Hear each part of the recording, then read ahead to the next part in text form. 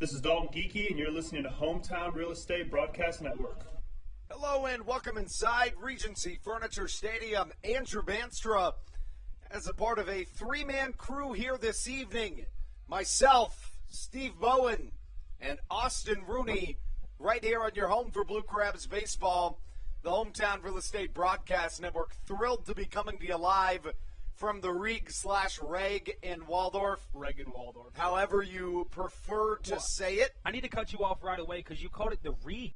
Oh, you know what? I was trying. I know you were, but if you're going to use both of our words for it, you got to say Reg and then Reg. We'll get to that a little bit later, That's maybe. Fair. And It's going to come up at some point. I'm sure it will. But first, let's get into tonight's matchup. It's a rubber match between the Southern Maryland Blue Crabs and the visiting West Virginia Power. These are two teams that have played each other 9 times this year. Southern Maryland has taken 5 of 9, so they have the opportunity to take a season series victory here this evening. If they do so, it'll be with Misael Severio on the mound. The Southpaw 0-4 with an 8 ERA on the season. He takes on a right-hander, Junior Figueroa, 2-4, a 9 ERA on the season. Guys, let's start with those starting pitchers. What do we have to see tonight out of Misael Severio in order for this to be a series win? Well, Severio had a pretty strong start his last time out. That was on Saturday, and he made good work of the Ducks. And I think that he's a guy who, if he can go deep into tonight's ball game, can really provide the Blue Crabs with an outstanding opportunity to take this series over the Power. The stat line for him right away, he's 0-1, which doesn't really go to explain how Severio is as a pitcher. He's a fireball thrower. He's a fantastic arm to have on the mound. I think I would have to agree with Austin. I think we're in for a show tonight.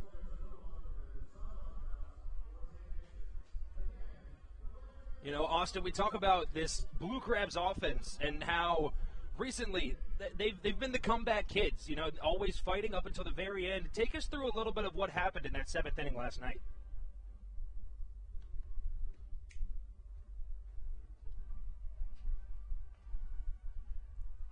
Well, the 7th inning of last night's contest, down 4-1 heading in with 2 outs in the bottom half of that 7th inning, and the Blue Crabs were able to plate a half dozen runs to end up taking a 7-4 lead. That was capped off with an RBI double by Zach Collier and David Harris, including a Josh McAdams 3-run home run, who, I mean, the power behind that bat of McAdams is something crazy. You know, it's really a show whenever he's up at the plate, and we talked about him a little bit yesterday as well, to where McAdams recently has started shortening up his swing a little bit. We've seen a lot more just base hits from him, maybe doubles in the gap, and a lot less power, but that power is still behind that strong bat of him as well. As we take you guys into these starting lineups for today's contest, as we said, it's a rubber match. Both of these teams 1-1 in this series. For the West Virginia Power, the visitors, Connor Myers, the center fielder, leading it off for them. Batting second, the left fielder, number 7, Teodoro Martinez. The third baseman, number 25, Jimmy Paredes. He bats third for them. Batting fourth, the first baseman, number 53, Edwin Espinal. Batting fifth, the right fielder, number 48. That one's Remer Liriano. We saw him come in a pinch hit situation last night. He only got a walk, so technically that at-bat didn't count for him. And then batting sixth for them, the former Blue Crab, Miles Williams, who went deep off of Blake last night. He's a designated hitter, he's number 12 on the back of that black and gray West Virginia jerseys. And then batting seventh, the catcher, number 19, Francisco Arcia. Batting eighth, the second baseman, number 17, Connor Kopak. And then batting ninth, rounding it off for them, the shortstop, Elmer Reyes. And on the mound for them today, as we talk, Junior Figueroa, who we're excited to see on the mound today. This would be a tough arm to get past if the Blue Crabs want to secure this victory and this series win. And then on the Blue Crabs side, their starting lineup, pretty similar to last night's lineup, actually exactly the same. Matt Hibbert leads things off for them. He's number 4 and playing left field for the Blue Crabs today. Ruby Silva, right after him, he's batting second. He's the second baseman as well. And then batting third is the center fielder, Zach Collier. He's recently back from injury, and he's been a hot bat to have right in that 3 spot of this Blue Crabs lineup. We're all happy to see him return. And then batting fourth, David Harris. He's the right fielder, and he's number 14, as you guys can see on the back of those BLEU CHEESES jerseys the Blue Crabs are sporting tonight. And batting fifth, the first baseman, number 15, that's Alex Crosby. And batting sixth, the man we talked about earlier this broadcast, the man with the 3-run home run, the third baseman, Josh McAdams. And batting seventh, the catcher, 17, Joe DeLuca. Batting eighth, Cesar Trejo. He's the designated hitter for tonight. And then rounding it off at the bottom, we got Michael Baca, who's starting at shortstop. He wears number 3. You know, we talk about Misiel Severio, right? I mean, it's almost Stan Clyburn's best-kept secret in that he's a guy that is somehow able to, time and time again, find pitchers that generally are struggling and then suddenly turn them into guys that can really compete on the mound. I mean, you look at a guy like Sam Burton, who, by the way, was just traded today to the Gastonia Honey Hunters. He was traded in exchange for cash consideration. Southern Maryland signs 2 today. Josh Rader, a former AAA arm, in addition to Jovan Rosa. Right, well, you talk about Misiel Severio, a guy who struggled before coming to the Blue Crabs. With West Virginia, he had a 10.59 ERA, but since joining the Blue Crabs in 2 starts, a 4.09. Welcome you back in. We're going to set the camera outside. Hand things off to Austin, who will set the camera down out there. Sorry again for any technical difficulties as we welcome you in to a rubber match. It is game 11 of an 11-game homestand. Unfortunately, it is both Steve and Austin's last night with us. Guys, it has been a blast, and we just hope you stay in touch with Crustacean Nation. You know, I know I will never forget about this park, and, you know, everything that's happened this summer, I could not have asked for a better crew to work with, a better boss in Andrew Banstra. He's been absolutely fantastic all summer. You know, even better coworkers. You know, all the interns that have passed through that have left before me. It was so sad to see them go, and now it's even more sad when I'm leaving as well. And, you know, I really would just like to mirror all the words you just said. The 2019 summer was outstanding. And then here again this year for a week. It's all I could spend, but it was an outstanding week to hang out with you, Steve, get to know you, get to know some of our interns, and broadcast Blue Crabs baseball and the start of the second half of the season. If there's a chance, maybe I'll make my way back down here to Southern Maryland. Not necessarily 100%, but if they're playoff bound and there's an opportunity to come back down, I might have to take you up on that offer. You know, that's how I am as well. Hey, if you guys are playoff bound and you need another person or two in the broadcast, you know which two to call, Andrew, correct? It's true. I would love to have both of you guys back at any given point in time. It looks like we may again be experiencing technical difficulties, as I'm being told that our broadcast health in terms of our internet was acting up, and it looks like we're back in play now. It's good to hear. And of course, guys, the reason that it says blue as in BLEU and not SOMD on the scoreboard on the broadcast is because Southern Maryland's playing as the Blue Cheeses tonight, Austin. Now, do you know why the word blue in Blue Cheeses is EU as opposed to UE? Is it because it's from the European Union? I have no idea. I'm asking. Oh, well, that is what it is. Austin, you always say things like that, and I just assume you know. Yeah, he says them as if he's about to tell you what they are. Yeah, so, all right, listen, as Austin stated, we've only known each other for about a week now. Austin does this thing where he'll be like, hey, do you guys know anything about Gophers in Russia? And everyone's like, no, we have no idea. And then Austin will give you a 5-minute rant on everything you need to know about Gophers in Russia. And it's fantastic. I love it. But that right there just threw me for a loop. I've never heard you genuinely ask something before. No, I am genuinely curious as to what the deal is with EU on blue cheese. You know what? I mean, they're not part of the European Union. If they want to, they can apply for it, but they're not there yet. You know the power of internet on our phones nowadays. I'm just going to look this up. Andrew, you want to continue?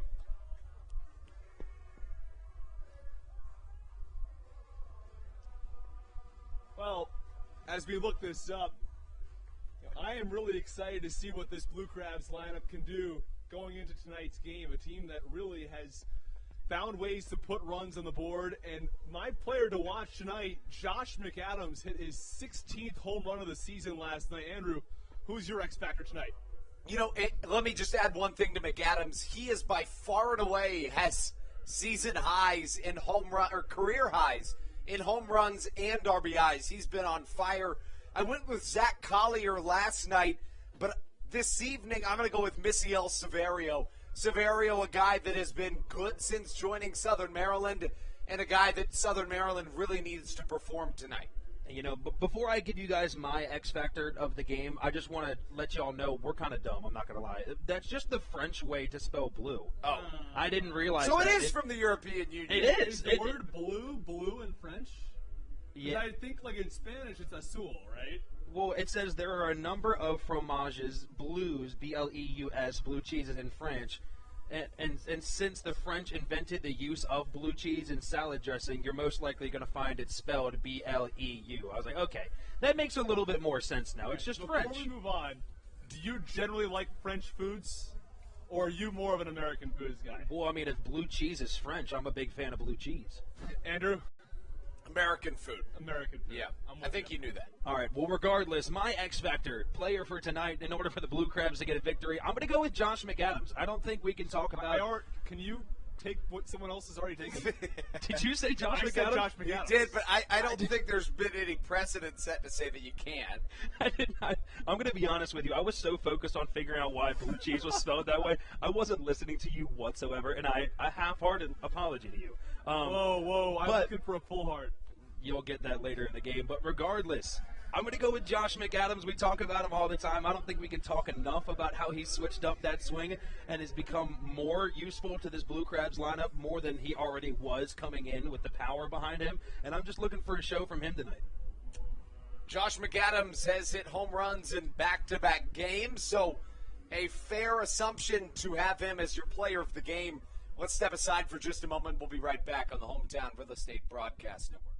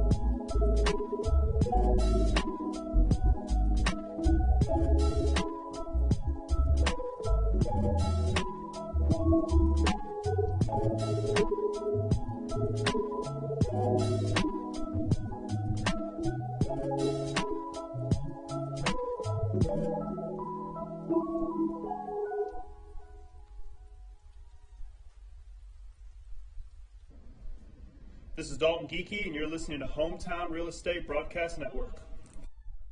Here we go. Blue Crabs baseball time on the Hometown Real Estate Broadcast Network. Andrew Banstra joined by Austin Rooney and Stevie Bowen right here on your home for Blue Crabs baseball, the Hometown Real Estate Broadcast Network. A southpaw on the mound for your Blue Crabs. It is Misael Severio. There's been a ton of guys in this series that are formerly on the team they're playing against. Severio started this season with the Power in 4 starts, a 10.59 ERA. In 2 starts with the Blue Crabs, a 4.09 ERA. In that last start, however, he was nothing short of fantastic. He's a guy that's not going to walk a lot of batters. He's almost Darrell Thompson-esque when it comes to command. It's just a matter of how many balls are going to land for base hits. So 7 innings pitched, 2 earned runs, also an additional 2 unearned runs last time out. He's my X factor tonight. Well, Andrew, you talked about the walks already, and he's walked just 7 batters this season, and that's over 28 innings of work, so about 2 walks per 9, which is exactly where you want to be. Even when he was struggling with West Virginia, he was still not walking a lot of batters.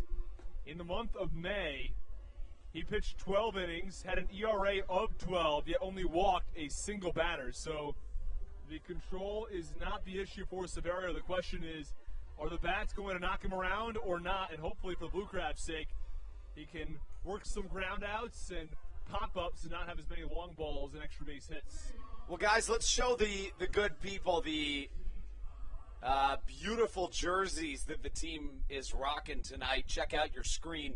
It's the Southern Maryland BLEU CHEESES here on our Wing Wars night, where we test out to see who has the best wings in Southern Maryland.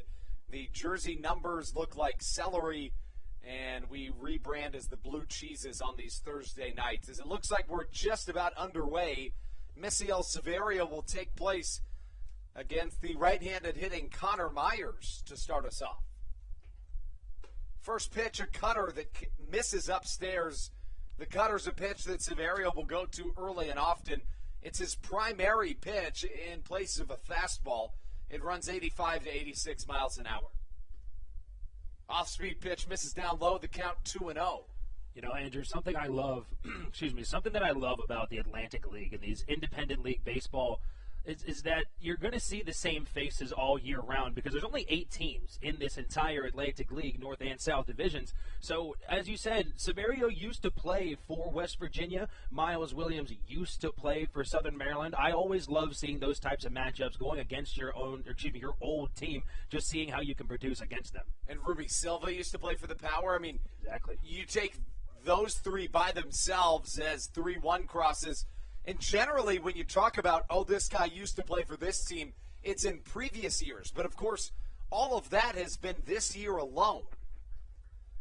As, Steve, you weren't on the air last night to talk about your term that you made up, the duotone phrase, as you call it. That's the color of jerseys that the Power are wearing this evening. Now, Andrew, we've been over this before. It was a couple weeks ago. You tried to pin me with that duotone jersey. That was actually former intern Preston Benton that told you that duotone was a word, and I'm still not convinced. Well, I got to cut you guys off because I'm not entirely sure if you guys have just seen this, but the last 2 pitches, it was a 3-0 count on Connor Myers. There were a couple of close pitches. Myers 10, 15 feet down that first base line, called back for a strike.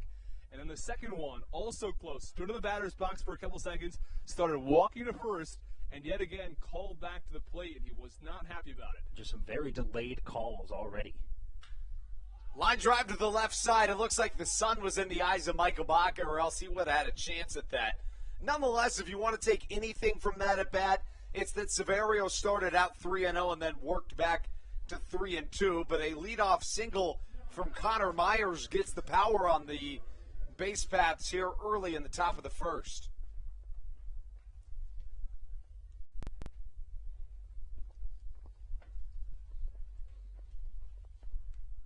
We welcome you into the Hometown Real Estate Broadcast Network. Andrew Banster alongside Stevie Bowen and Austin Rooney.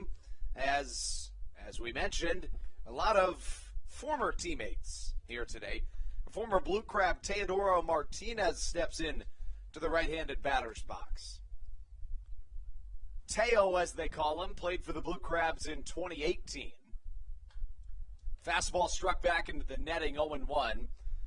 Teo has been really good this season. In 69 games, he hits .354. Fares awfully well against southpaws, .373 against left-handers. A look over to first. Severio set the pitch. A cutter lofted into right center field. That'll get down. Myers will go first to third.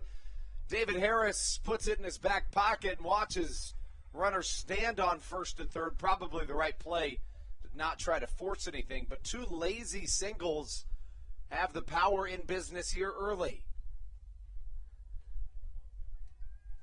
You know, sometimes as an offense, that's really all you need. You know, you need a couple bloops and a blast, as, you know, people like to say. And that's exactly what they've done so far in this game. You know, Connor Myers started it off, thought he had a walk, ended up looking at 2 strikes, was able to get on base off of that little bloop single into left field. And now the Power knocking on the door with runners on the corners and nobody out. And that brings up Jimmy Paredes. Runners on the corners. Teo probably will try to steal second at some point. Lofted to the right side. Ruby Silva's got a long run. It lands in fair territory. That's just an unfortunate play for Southern Maryland. It goes down as an RBI single, and 3 straight hits for the Power to start things off.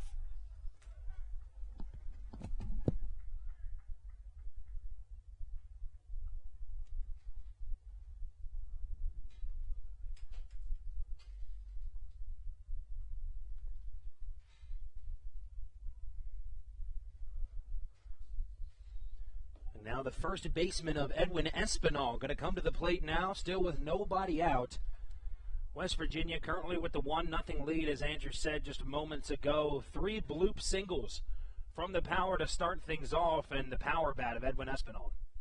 Espinal's been really good here in the month of August as a cutter misses outside. A 1-0 early lead for West Virginia. Espinal bats .342 in the second half. That's good for 10th best in the Atlantic League. Fastball misses high and outside. The count 2-0. I beg your pardon, 1-1. They did call that a strike at the last second, right? They did. I'm pretty positive I saw him call a strike. A lot of late calls today. I remember last time around when I was here back in 2019, especially right when they installed the automated ball strike system, there were a lot of very late calls. A lot of guys called back if they're about 20 feet down the first baseline for a walk. And we saw it got a lot faster. This year have not been nearly as many issues, but tonight we've seen some of those issues from very early when they were using those systems back in play. Yeah, you're right. I will never forget that, how it was extremely delayed at times.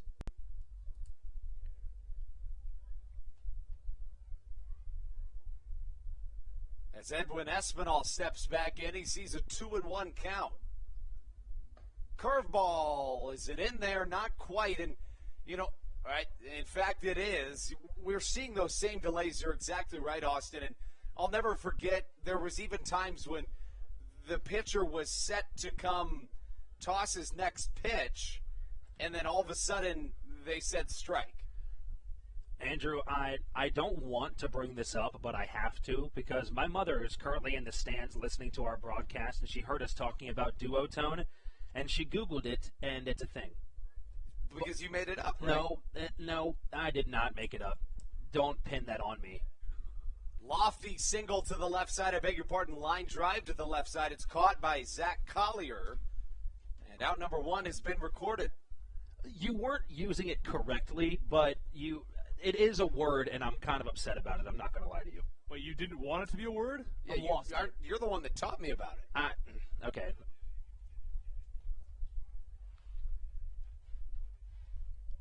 So that you got brings to up. elaborate on this. I'm lost. I thought you'd want this to be a word since you were talking about it so much. No, I didn't believe that it was a word. Andrew was the one that just randomly started using it, like halfway through the season. Oh, right, because Preston told us about it. Yeah, because Preston is the one that told us it was a thing, and I didn't believe either one of them from the start. And throughout the time that Andrew has used it, I don't know. I didn't want to believe that it was a word, but it is. Of course it is. Don't say of course. I You was did not know thinking that. it might be dual tone. Nope, it's duotone. Duotone. It's duotone. Yes, it is duotone. It's all one word. No hyphen, no nothing. No hyphen. Yeah, so there has to be a hyphen. No, there's no hyphen. Fastball, is it a strike? Yes, it is. The count, 1 ball, 1 strike.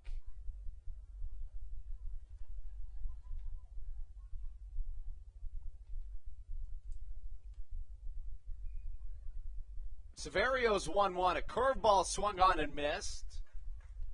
Into the back of the glove of Joe DeLuca as he and Reamer Liriano have somewhat of a moment. Not exactly sure what that was all about, but it seemed to be in good spirits.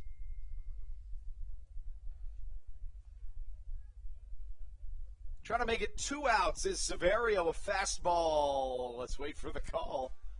Haven't seen anything yet, so let's call it ball 2.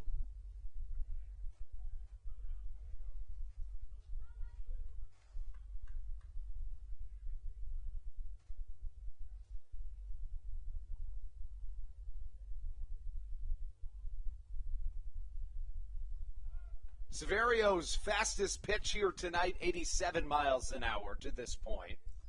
And then again, he doesn't have a 4-seam fastball. Remember, he just has that cutter. And typically a cut fastball or a cutter is going to be a couple miles per hour slower than a 4-seamer. Similar to how a 2-seam fastball is usually a couple miles per hour slower than a 4-seamer. So it makes sense the velocity is a little bit down.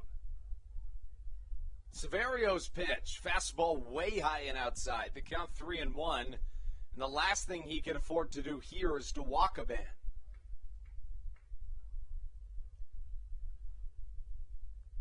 Here early in a rubber match between your Southern Maryland Blue Crabs and the visiting West Virginia Power. It's the last 2 times these teams will play each other here in this 2021 season. The Blue Crabs trying to win the season series. Teodoro goes on the pitch. It won't matter. It's ball number 4, and the bases are juiced here early. 1 away with Misael Severio trying to work his magic out there on the mound. Yeah, again, these walks are not common. That was just his 8th walk of the entire season. And, it does have to be frustrating as a pitcher, especially with these delays. We see guys like Matt Latos, Darryl Thompson that like to just hop right back on the mound and immediately try to attack that batter again. But if you're sitting here waiting for a call to come in 3 or 4 seconds later, they're not able to get into that groove that they're used to. And it looks like we're having some sort of fiasco here with the baseballs. I think it might have to do with getting a better grip. We have had, of course, this conversation at the major league level where players were barred from using the sunscreen rosin mix, from using the spider tax. So I think that's all going to come up in the Major League Baseball collective bargaining agreement. But in this case, I think Silverio just wanted the rosin bag itself. So Severio with the bases loaded, trying to work out of some danger. He's allowed 1 run to this point. It was on an RBI single from Jimmy Paredes. 1 away, and Miles Williams comes to the plate, who has been absolutely fantastic against his now former team. First pitch misses out high. Williams has been great even just in the second half. 3 for 5 in the series with 4 RBIs, a home run, and 2 doubles. But in the second half of this 2019 season, he has the second most home runs with 6 of them. Fastball swung on and missed. The count evens at a ball and a strike. I beg your pardon, he's tied for 5th in the Atlantic League with those 6 home runs. He's tied for 2nd in the Atlantic League in the second half with 21 RBIs in just 17 games. The 1-1 from Severio. A cutter chopped to the left side. This could be 2. McAdams steps on third, throws high, but it doesn't matter. A 5-3 double play ends this top half of the first inning. We said that Misael Severio was going to have to work some magic to get out of this thing. He did just that. That's how we take you into the bottom of the first, a 1-0 power score on the Hometown Real Estate Broadcast Network. This is Matt Latos, and you're listening to the Hometown Real Estate Broadcast Network. Dyson Building Center is one of the oldest family-owned and operated hardware, lumber, and building supply stores in Southern Maryland. They are located in St. Mary's County on Route 5 in Great Mills. Dyson's has an expansive and diverse inventory to help you with all of your home improvement and project needs. Whether you're new to the world of DIY, a tried and true DIY professional, or somewhere in between, the friendly and experienced staff at Dyson Building Center is ready and willing to help you today. In February of 2020, Regency Furniture Stadium and the Southern Maryland Blue Crabs were given what we view as an honor, being named the 4th mass vaccination site in the state of Maryland. Here's a message from Regency Furniture about the honor that it has been and still is to be one of Maryland's mass vaccination sites, getting our community back to safety.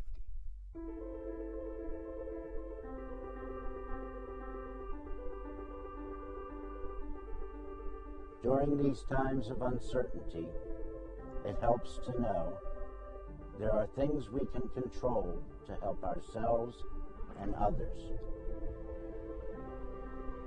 For me, it presents the hope that soon enough, my friends and family will be together again.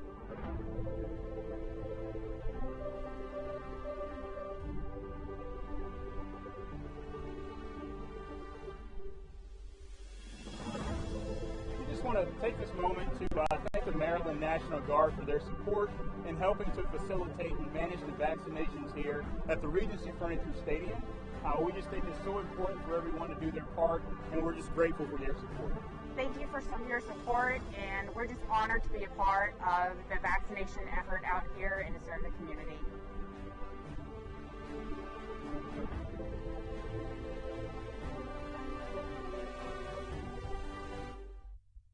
This is Jake Marshall, and you're listening to the Hometown Real Estate Broadcast Network. Here in a rubber match, Southern Maryland lost Game 1 after the Power came back in the late innings. Southern Maryland did just that to the Power last night, winning Game 2. Game 3, the Power go up early, and Matt Hibbert steps into the right-handed batter's box, takes a called strike 1, and another late call.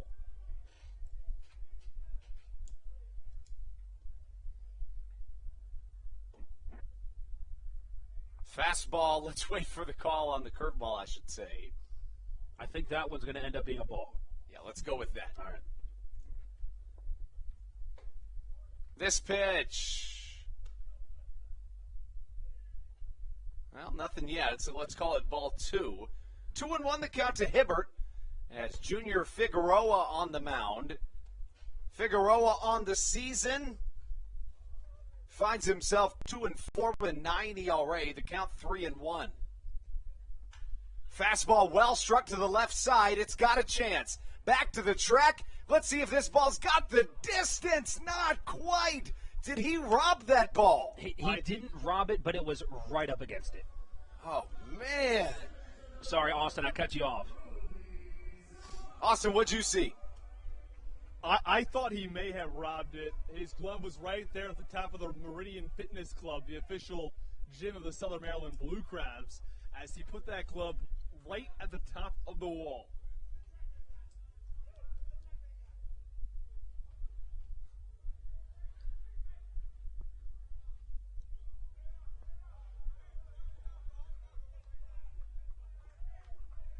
Looks like some conversation here. I think Mark Minikazi of the West Virginia Power just asked the home plate umpire to turn off the robot umpire system. Is that what it sounded like to you guys? Austin, it sounds like you probably have the best earshot. I actually did not hear exactly what happened, but would make sense. I mean, the calls are very significantly delayed.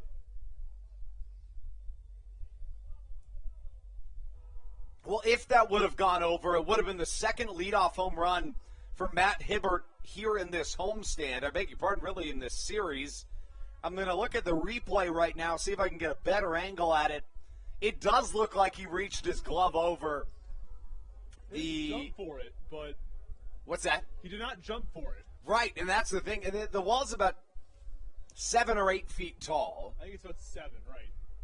So if you're a 6-footer, he's about 6 feet out there in center field, Connor Myers, and just reaching that glove up, you're going to have about 7.5 feet of reach. So you can reach that glove over the fence. No word on whether they've turned off the automated ball strike system. I'd imagine we'll figure it out pretty quickly if the call's coming in. Ruby Silva sees a fastball miss outside.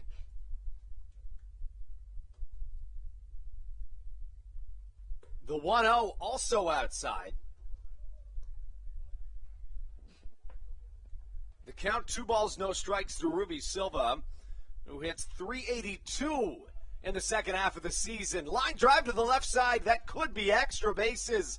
Silva rounds first into second, standing. A 1-out double. Oh, my goodness. He has been so good here in this homestand. Steve, are you ready for this stat? I'm ready for it, Andrew. He is 15 for 27 in this homestand. That's ridiculous. I've said this many times already. I wish I was more surprised. I know. But it's Ruby Silva. We talk about him constantly. That's just par for the course for him. And that brings up Zach Collier. Collier, a .485 on base percentage in the second half of this 2021 season. That's the third best in the entire Atlantic League. So now a runner in scoring position for Southern Maryland facing Junior Figueroa. Well struck to the right side. It's high in the air but should hang up and be playable for the right fielder, Remer Liriano. It is caught by Liriano. He's going to try to throw it all the way to third as Silva gets to third, advancing just 90 feet away from tying this thing up, but now 2 away for Southern Maryland. All 3 pieces of hitting have been right on the barrel, but 2 away. Yeah, Andrew, I think if it was Ruby Silva who had that throw instead of running, he might have been able to peg a runner going to third. Ruby Silva's got an outstanding arm. Not only is he a strong bat at the plate, but his arm is probably the best of the Atlantic League.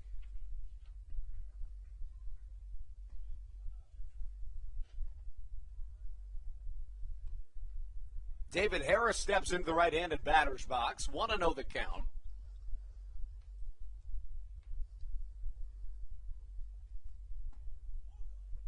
Count evens at a ball and a strike to Harris. Harris hits .318 here in the second half.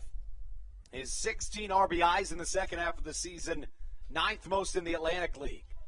Chopper up the middle, fielded on a hop by Elmer Reyes, thrown across the infield for out number 1. So Southern Maryland strands one at third. It's a 1-0 game as Misael Severio comes back to the mound. We'll have that and much more for you here when we return on the Hometown Real Estate Broadcast Network. Going to be Austin Rooney on the mic.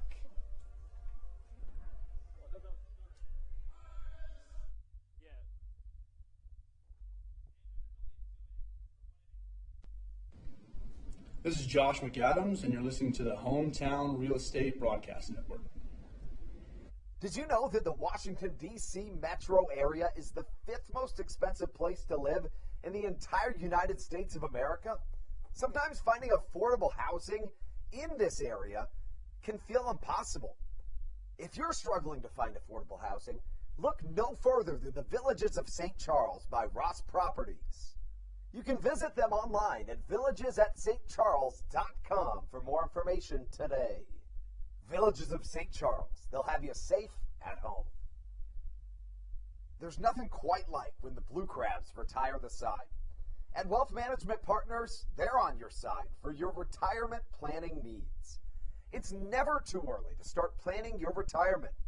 Talk to the experienced financial advisors of Wealth Management Partners located right here in Waldorf. Call them today at 301-885-0955. Again, Wealth Management Partners. Call them today at 301-885-0955.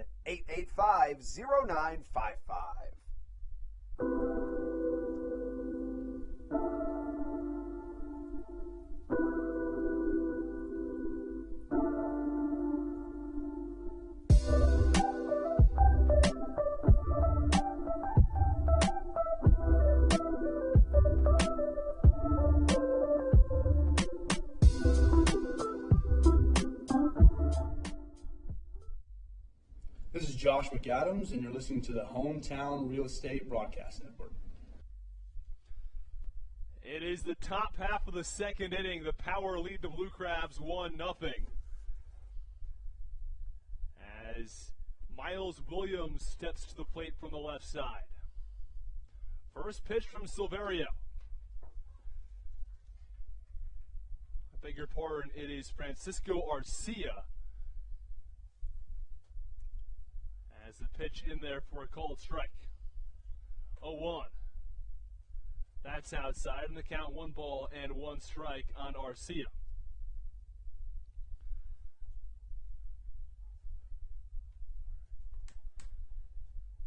One delivery, cut on and fouled off to the netting behind home plate. Well, the Power got off to a really fast start in the first inning. Connor Myers led off with a single. Teodoro Martinez singled behind him. And the RBI single from Jimmy Paredes gave the Power a 1-0 lead. 1-2 pitch, I should say, misses outside, and the count 2-2 strikes. Arcia had himself a rough day at the plate last night, 0 for 4 with 2 strikeouts. He's looking to turn things around today to hope to help this West Virginia Power team stay hot as they are and get this series win. 2-2 pitch cut on and popped up in the infield. Baca ranges over towards where Josh McAdams stands for the third base bag and makes the grab for the first out. So there's one away in the top half of the second inning. Here's Connor Kopak. Kopak plays second base, steps in from the right side.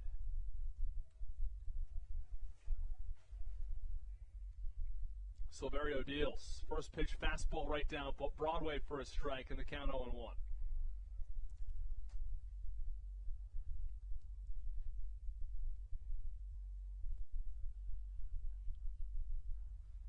Kopak getting the start tonight. Last night it was Almer Rosario in that second base spot, but get to see a little bit of Kopak today in the lineup as well. 1-1 pitch misses upstairs. The count 2-1 now to Kopak.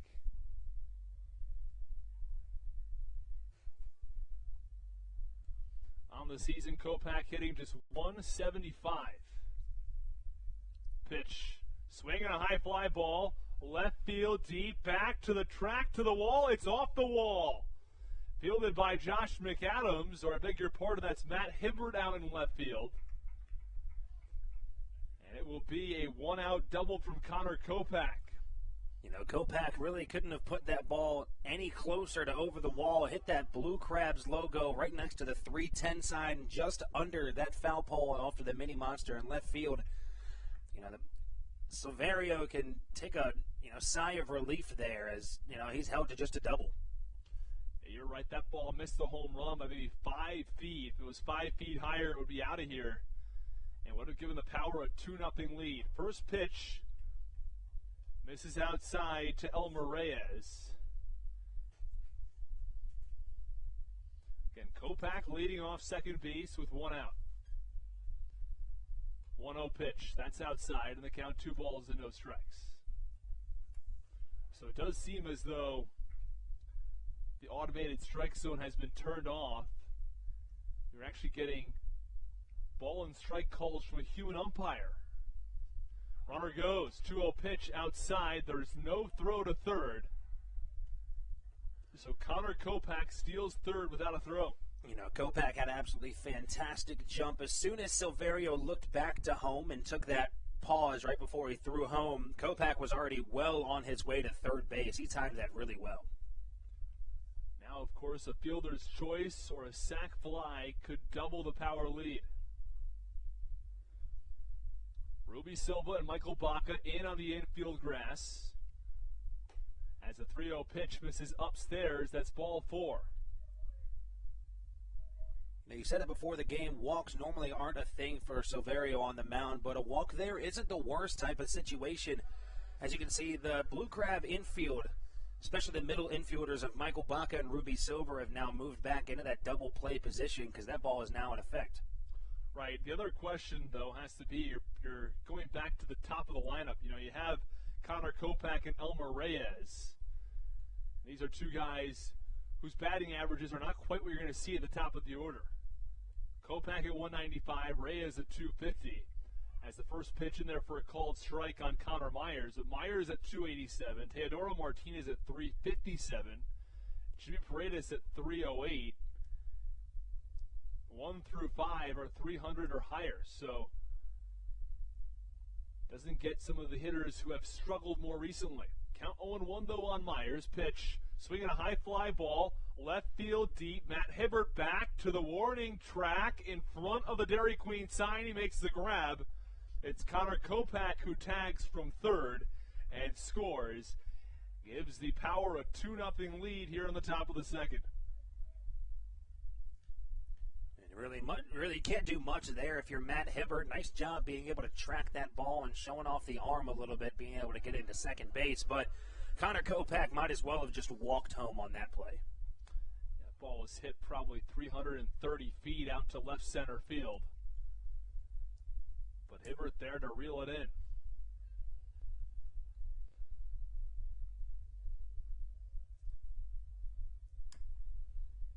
Silverio now has to deal with Teodoro Martinez. We talked about this a little earlier as Martinez tosses to first. But Martinez, a former Blue Crab, and you talked about this, there are only 8 teams in this league, so you'll see players recycled quite frequently. And Martinez, one of those guys that ends up now with the Power. Pitch, this one misses outside in a breaking ball.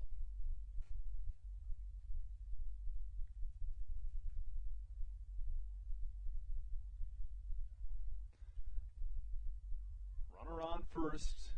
That's Elmer Reyes. Reached on a walk earlier in the inning.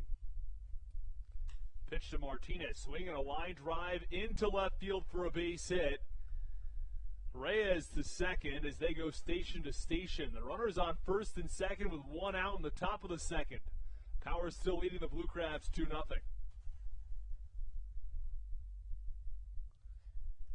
And we talked about this pregame, Steve, but what Silverio is really going to have to worry about were the base hits, and he has now surrendered 5 of them through just an inning and a third. He's had walk issues as well. He's walked 2 batters, but the hits have been the real issue early.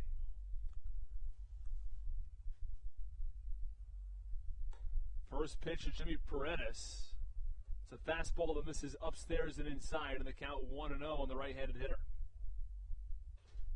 I mean, yeah, you said it, 5 hits given up already, 3 of those off of 3 bloop singles for the first 3 batters of the game for the West Virginia Power.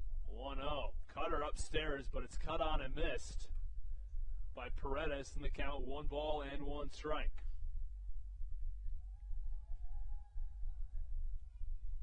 Severio pretty consistent with that cutter. 84, 85 miles an hour in tonight's contest. Not someone who's going to blow you away with overpowering speed. But he's got some strong secondary pitches outside of the cutter. He uses the curveball effectively.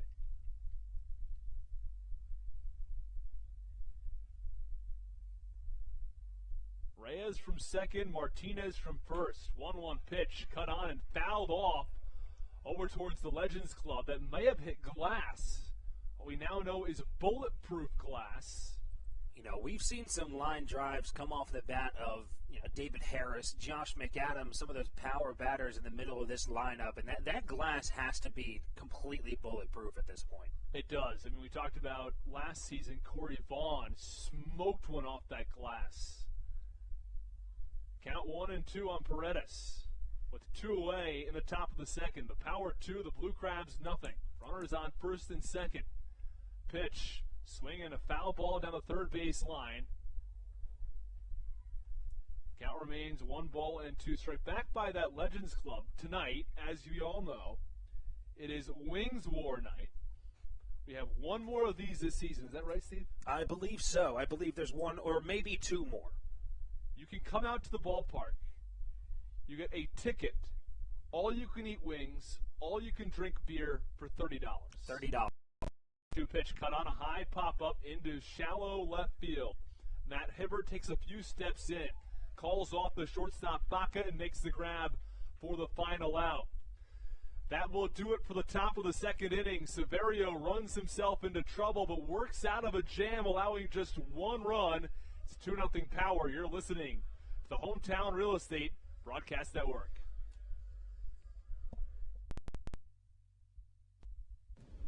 This is Matt Latos, and you're listening to the Hometown Real Estate Broadcast Network.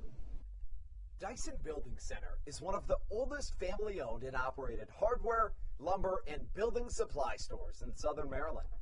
They are located in St. Mary's County on Route 5 in Great Mills. Dyson's has an expansive and diverse inventory to help you with all of your home improvement and project needs. Whether you're new to the world of DIY, a tried and true DIY professional, or somewhere in between, the friendly and experienced staff at Dyson Building Center is ready and willing to help you today. In February of 2020, Regency Furniture Stadium and the Southern Maryland Blue Crabs were given what we view as an honor, being named the 4th mass vaccination site in the state of Maryland. Here's a message from Regency Furniture about the honor that it has been and still is to be one of Maryland's mass vaccination sites, getting our community back to safety.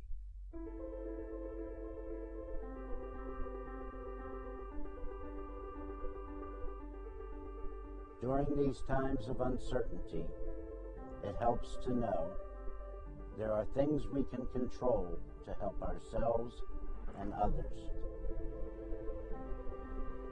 For me, it presents the hope that soon enough, my friends and family will be together again.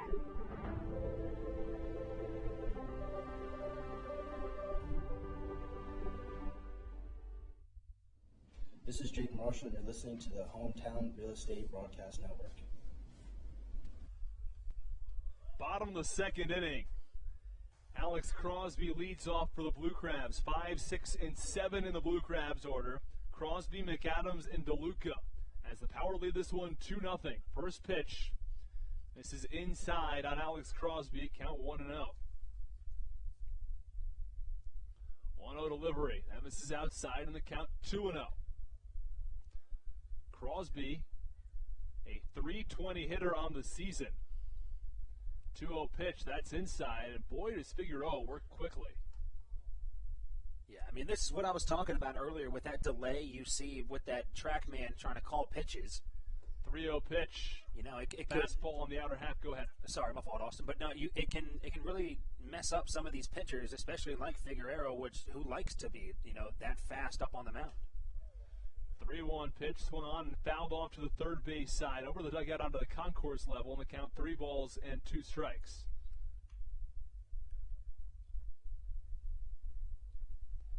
Last night, Crosby was 0 for 3 as the 3-2 pitch swung on and fouled off once more. Snapped what was a 5-game hit streak. The time, his average grew from 314 to 324. 3-2 swung on and fouled back once more over our heads in the press box. It's now back down to 320. Still an extremely valuable hitter on this team. OPS near 900 and on-base percentage close to 400.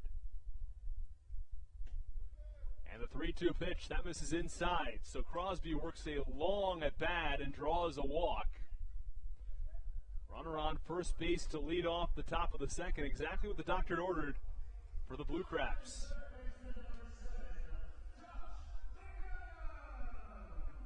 And here comes McAdams. So Stevie and I, pregame, had Josh McAdams as our X-Factor player of the game. Hasn't been busy out in the field. Here's his first at-bat at the plate. First pitch. Fastball right down the middle on the count 0-1.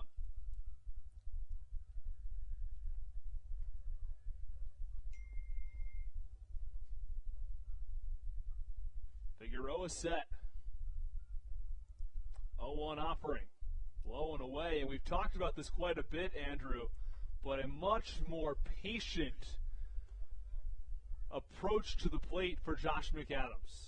Yeah, and it took him a couple of games, but the home runs and the RBIs haven't had to take a sacrifice despite the more patient approach at the plate. He's a guy that's able to really still drive in runs despite the patience, and he's doing a lot of good work. 1-1, swung on and drilled to left. That one, McAdams goes deep again. It's his third straight game with a homer, and the Blue Crabs have tied it at 2.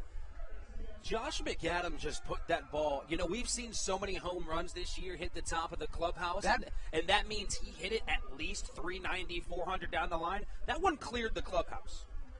That was fantastic. That's his 17th home run on the season. He's red hot at the plate. And a player the Blue Crabs would love to have down the stretch, but we talk about players who come and go into professional baseball, whether they get picked up by the Mexican League, whether they get picked up by affiliated ball. Still a younger player in Josh McAdams, someone I think we all hope has dreams of going to the MLB, and with performances like these, you'd have to think that he might be a prime candidate to go there one day. First pitch misses inside at Joe DeLuca. And now this is his second time this year where he's had a 3-game home run streak. You mentioned the 17 home runs, 58 RBIs on the year for him now. Pitch misses inside at Joe DeLuca. Count 2 balls and no strikes on the left-handed hitting catcher.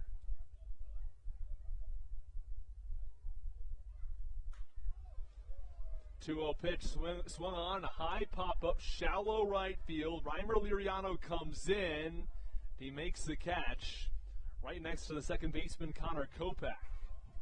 So now 1 away in the bottom of the second inning. And here's Cesar Trejo.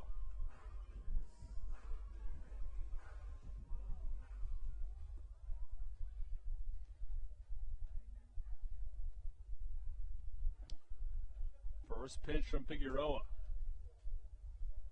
A little bit upstairs for ball one. Trejo hits nearly 300. Another guy with power in his bat.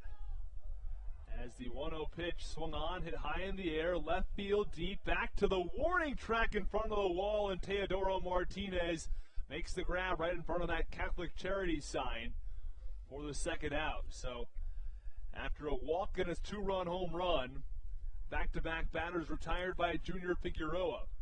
And there are 2 away in the bottom of the second.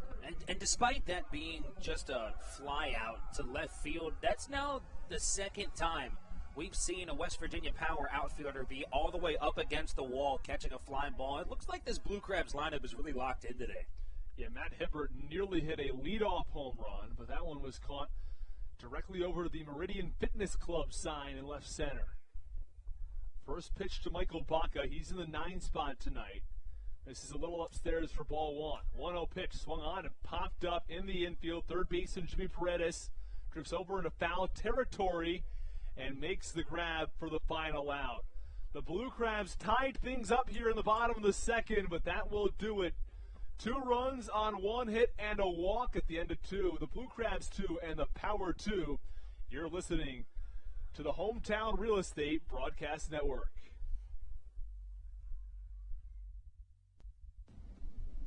This is Patrick Baker, and you're listening to the Hometown Real Estate Broadcast Network.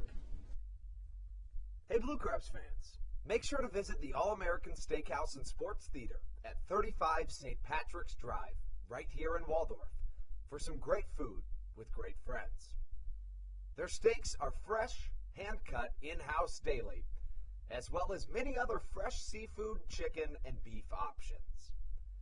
They offer outdoor and indoor dining, available each and every day, along with the same great menu to go if you would like. Please visit them online at www.theallamericansteakhouse.com. That's www.theallamericansteakhouse.com. You can also visit them on Facebook or Instagram. They have daily specials that you just can't pass up. Thank you, Blue Crabs fans. When you need a win on the road, don't get left stranded. Make AAA part of your roster, and you'll always have someone on deck ready to get you home. AAA also offers car care, insurance, and travel services, and has stores conveniently located for Blue Crabs fans in Brandywine, Crofton, and Alexandria. Don't forget to ask them about membership discounts for military and first responders. Please visit AAA.com to learn more or to find a AAA location near you.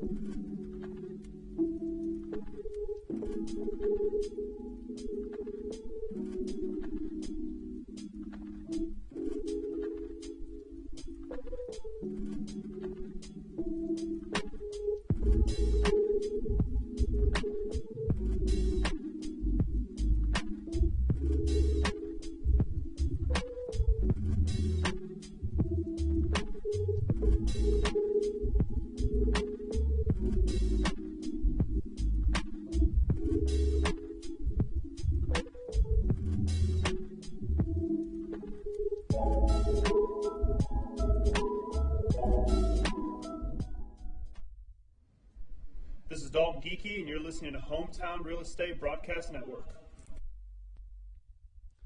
Dalton Geeky welcomes us back into the top of the third inning from the Reg in Waldorf. The Power 2 and the Blue Crabs 2 as Edwin Espinal steps in from the right side.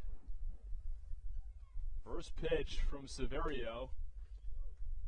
Fastball misses upstairs. Count 1-0 on the first baseman. Espinal followed by Liriano and Williams. 4, 5, and 6 in the Power order. 1-0. That's inside. Oh, gets a strike call. It's the count, 1 ball and 1 strike. Joe DeLuca didn't even try to frame that ball. Sort of caught it on the forehand side as opposed to a backhand. You know, I think Edwin Espinal was just as taken back as you were that one was called a strike. I don't think he thought so either.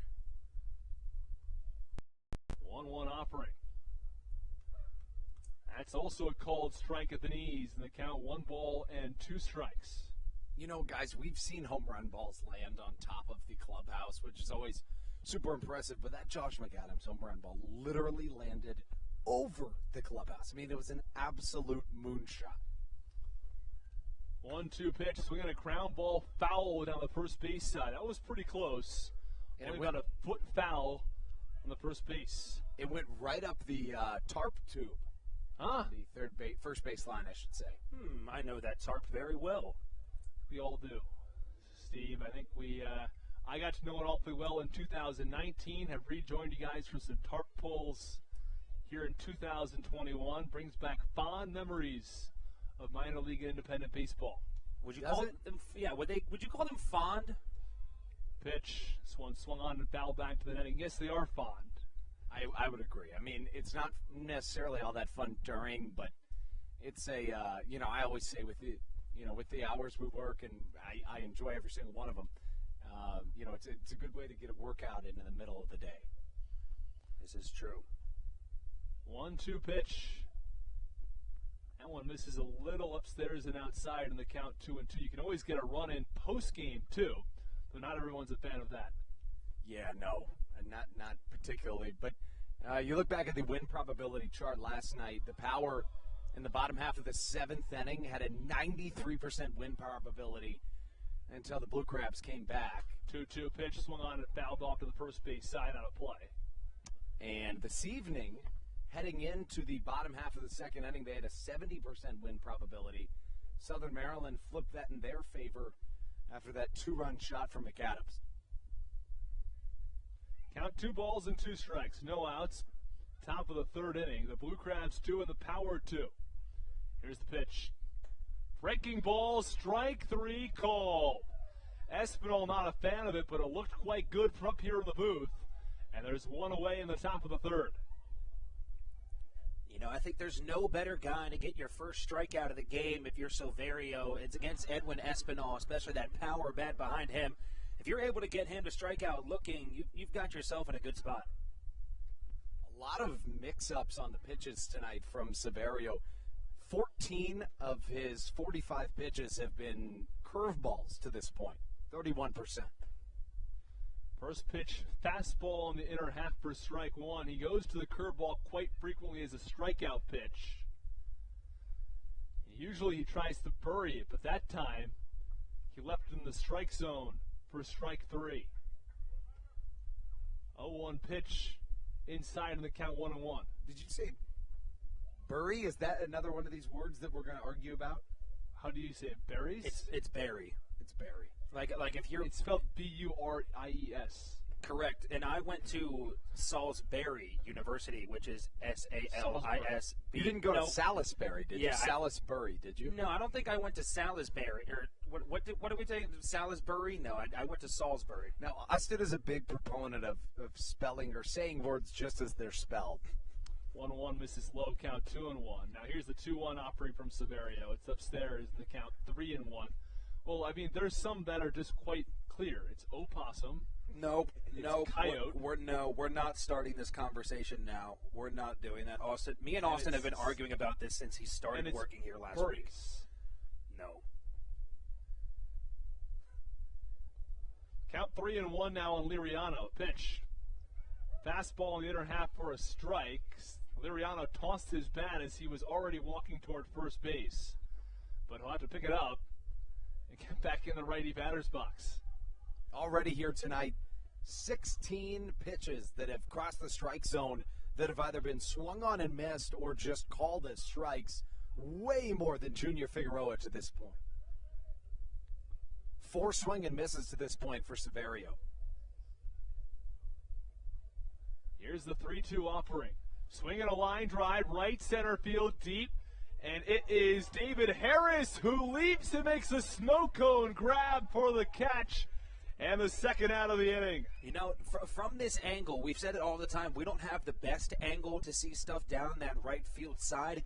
But from my angle, it looked like David Harris completely overran that ball and was just not going to make the catch on it. And then last minute throws his arm up and just hopes for something to happen, and he made a fantastic catch. He definitely did not take the best route to that ball either way. Somehow he came up with it, leaping. And making the grab for the second out. Edwin Espinal led off this inning. Was called out on strikes before Liriano flied out to right. Here's Miles Williams, first pitch swinging.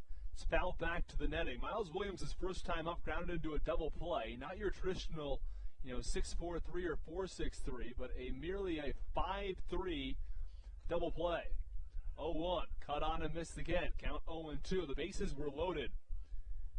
There's a ground ball right to McAdams, who picked it up, stepped on third, and threw to first for the out. I don't know if you guys saw, but right after that David Harris catch, Silverio smacks his glove in celebration. He looks to be fired up and absolutely locked in on the mound. Here's the 0-2. Strike three call. It's the second time a West Virginia Power player has been called out on strikes, and this time it's Miles Williams who goes down looking. A 1-2-3 inning from Misael Silverio. And at the end of the top of the third, it's the Power 2 and the Blue Crabs 2 on the Hometown Real Estate Broadcast Network. This is Daryl Thompson, and you're listening to the Hometown Real Estate Broadcast Network. Whether it's Chris Paul, Cliff Paul, Aaron Rodgers, or even the son of a former Blue Crab, Patrick Mahomes, you've seen many athletes endorsing State Farm. That's because your State Farm agent has your back through good times and not so good times. That's why all the Blue Crabs, Daryl Thompson and the whole team, trust State Farm with their insurance needs. State Farm is the company people have trusted for over 99 years to help life go right. Call your local State Farm agent, Greg Conklin, today at 240-776-4289.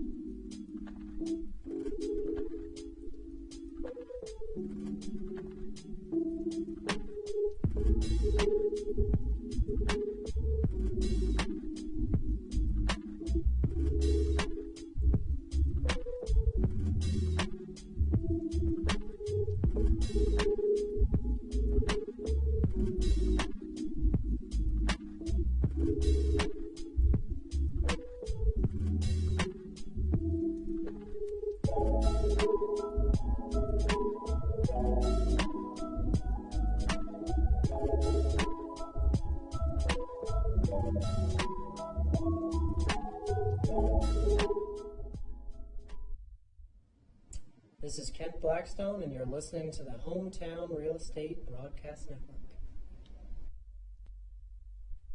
Bottom half of the third inning, the Blue Crabs and the Power even at 2. First pitch to the leadoff hitter in this lineup, Matt Hibbert, in there for a called strike on the outer half. Hibbert nearly hit one out in the first inning, as the 0-1 pitch is low and away, and the count 1-1 strike. It went to left center field, probably 370 feet, as the 1-1 is away, and the count 2-1. Connor Myers reached up over the Meridian Fitness Club sign and kept that ball in the ballpark. Was nearly a home run, nearly a flyout, as the 2-1 pitch is low and away again, and the count 3-1 strike. And Junior Figueroa continues to work very, very quickly.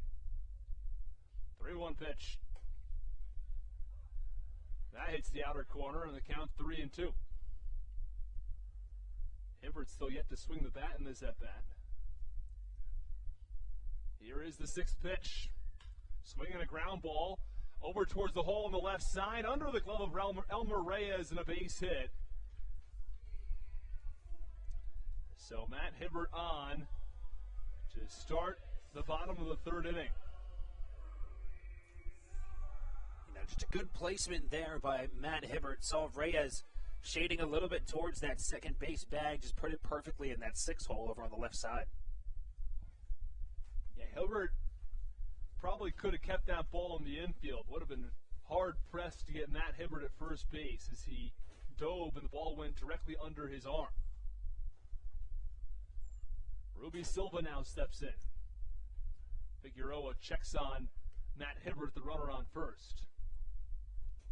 You know, Ruby Silva's last at-bat, we saw him throw his hands out on an outside fastball and just perfectly place it down that left field line for a stand-up double. Well, that's what he's been doing all season long. That's why his average is .332. First pitch misses inside. Count 1 ball and no strikes. Hibbert led off the inning with a single to the left side.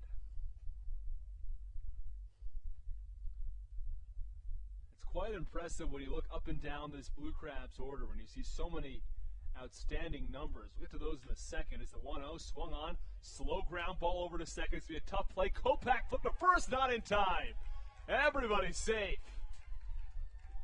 And it's an infield single this time from Ruby Silva. There are runners on first and second with nobody out. Ruby Silva showing off the speed, and it wasn't even an error. I mean, the second baseman over there for Connor Kopak, I mean, maybe he bobbled it just a little bit, but on a normal player, you're going to have a chance to at least flip that to first to throw him out, but he had no shot with Ruby Silva rolling down that line.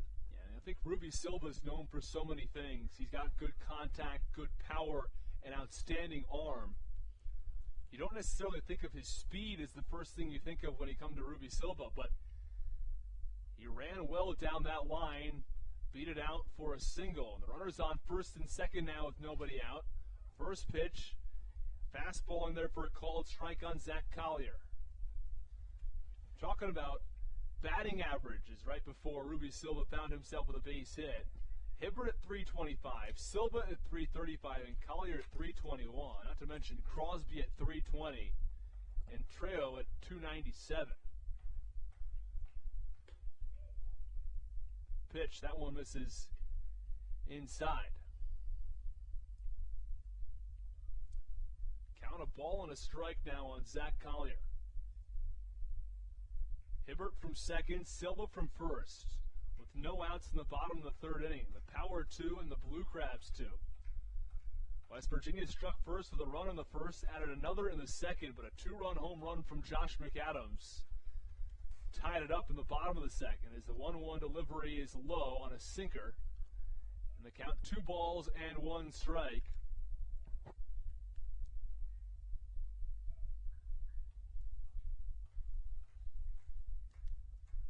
The Blue Crabs faithful clap their hands as they await the 2-1.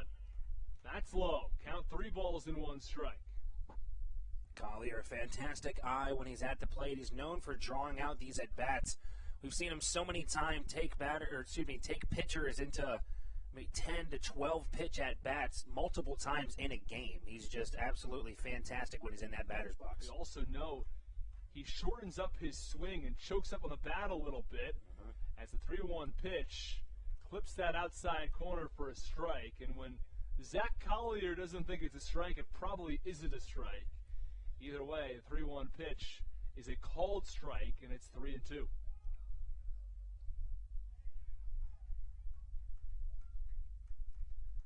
Runners on first and second, nobody out. The 3-2 pitch, swing and a line drive, deflects off the glove of Figueroa. He picks it up, but not in time to get anybody, and once again, an infield single. Everybody's safe, and the bases are loaded with nobody out for Southern Maryland.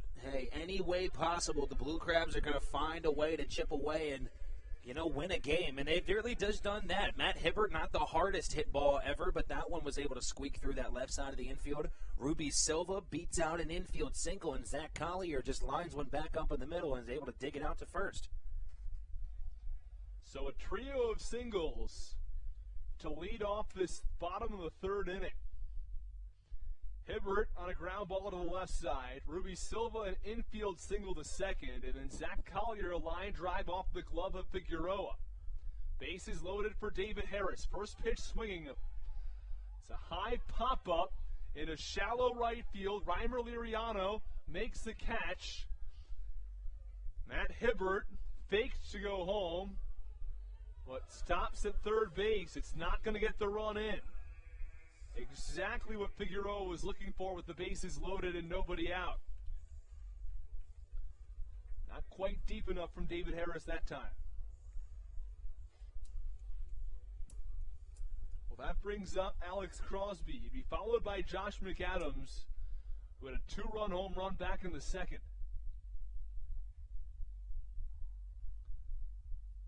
Man on deck has home runs in 3 consecutive games and 16 on the season.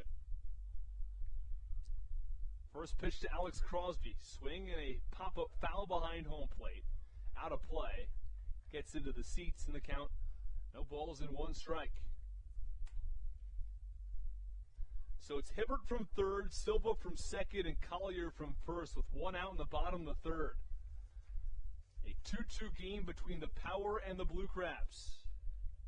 0-1 pitch, swinging a line drive, left center field, it's a base hit, it's going to score 1. Rounding third, Silva.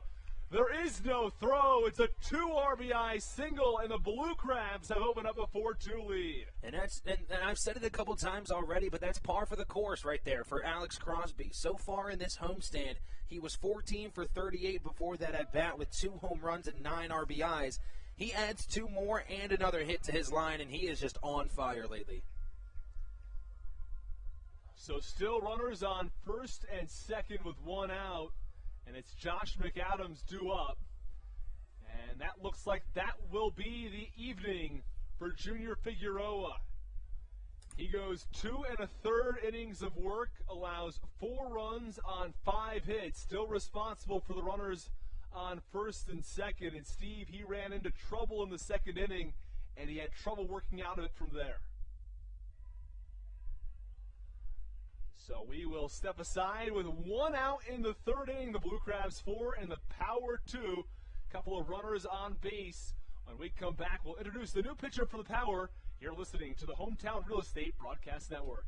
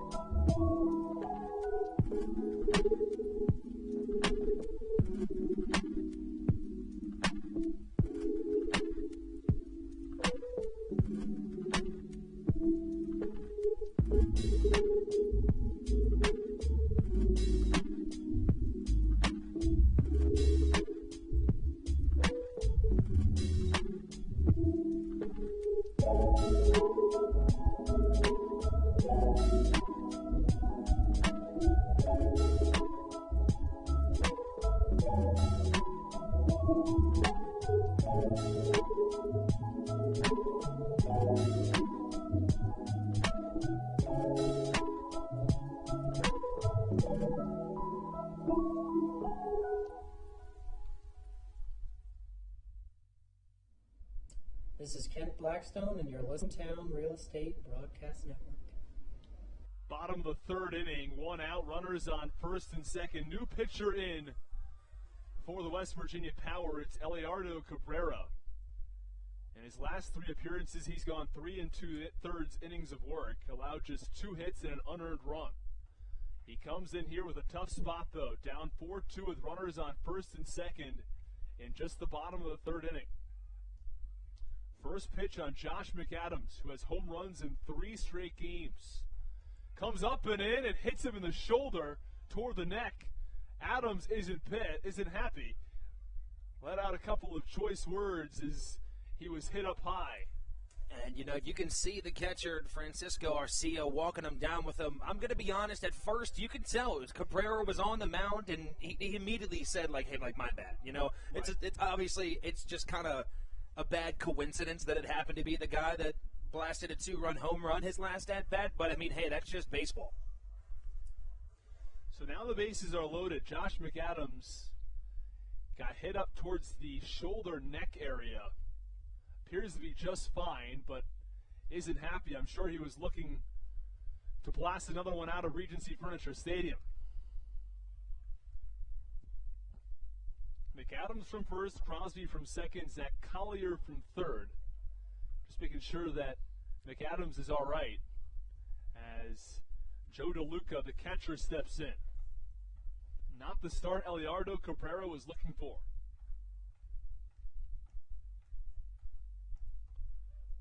First pitch misses away for ball one.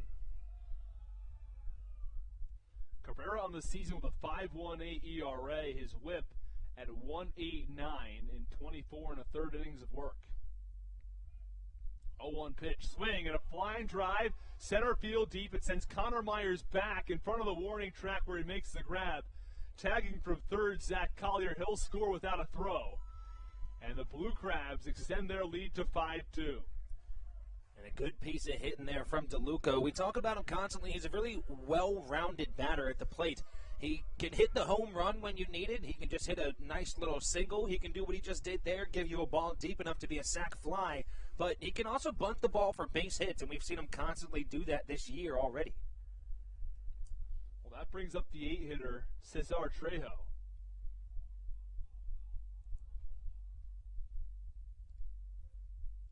Trejo steps in with a batting average just south of 300. He's been hanging right around that 300 mark throughout the season. Somebody who's got a lot of power in his bat as well. As the first pitch low for ball one. When Silva and Collier were out earlier in the week, Trejo was in that 3 spot and made use of it, hitting a home run and a couple of RBIs, base hits as well. As the 1-0 pitch inside and low, and the count 2 balls and no strikes. Bottom of the third inning. Power 2, Blue Crabs 5. Put up a 3 spot so far in the bottom of the third. And the pitch swung on a ground ball over to second. The flip is in time to get the out. The Blue Crabs strand 2, but they score 3 on 4 hits and lead this one 5-2. You're listening to the Hometown Real Estate Broadcast Network.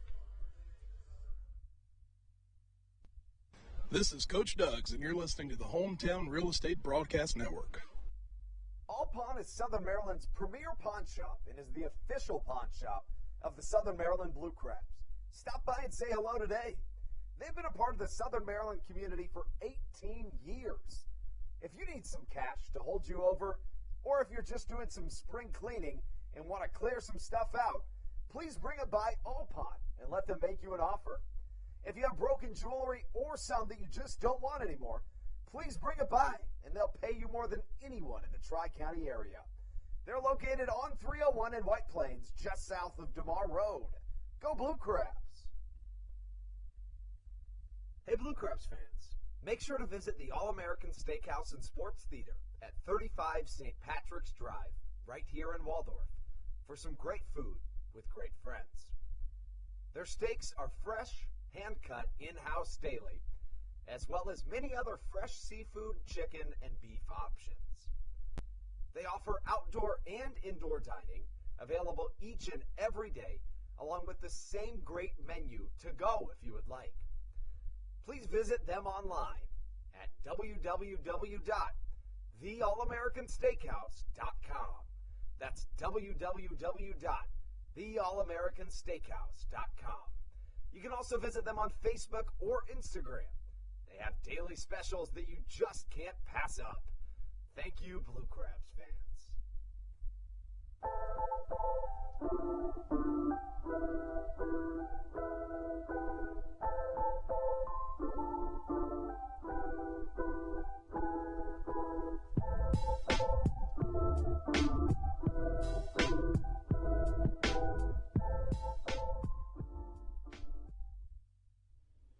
Matt Latos, and you're listening to the Hometown Real Estate Broadcast Network.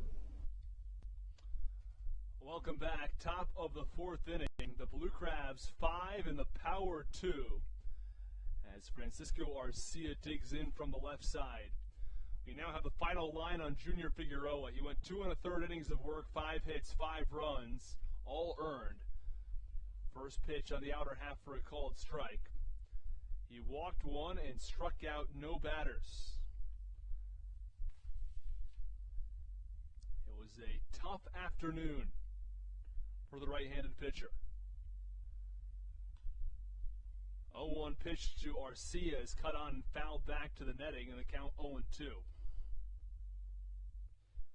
Severio struggled in the first and second, worked himself into jams in both innings, got out of each allowing just 1 run apiece. But in the third inning, he worked a quick 1-2-3, and the Blue Crabs helped him at the plate.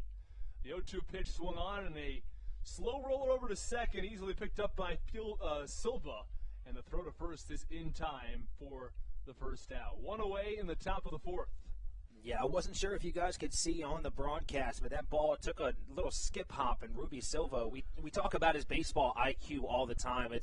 His baseball IQ is well above 1,000,000, I would say, and he was able to just take that half step forward and make sure he fielded that ball cleanly.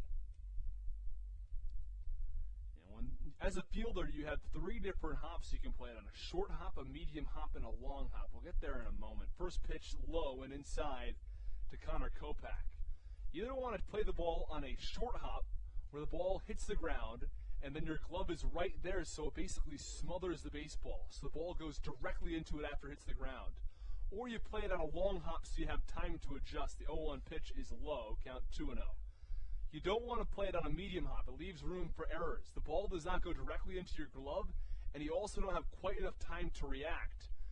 That time around, Silva played it on a long hop after it skipped off the lip of the grass. He played it cleanly. The 2-0 pitch swung on and fouled off toward the first base side. It's going to get out of play and into the seats.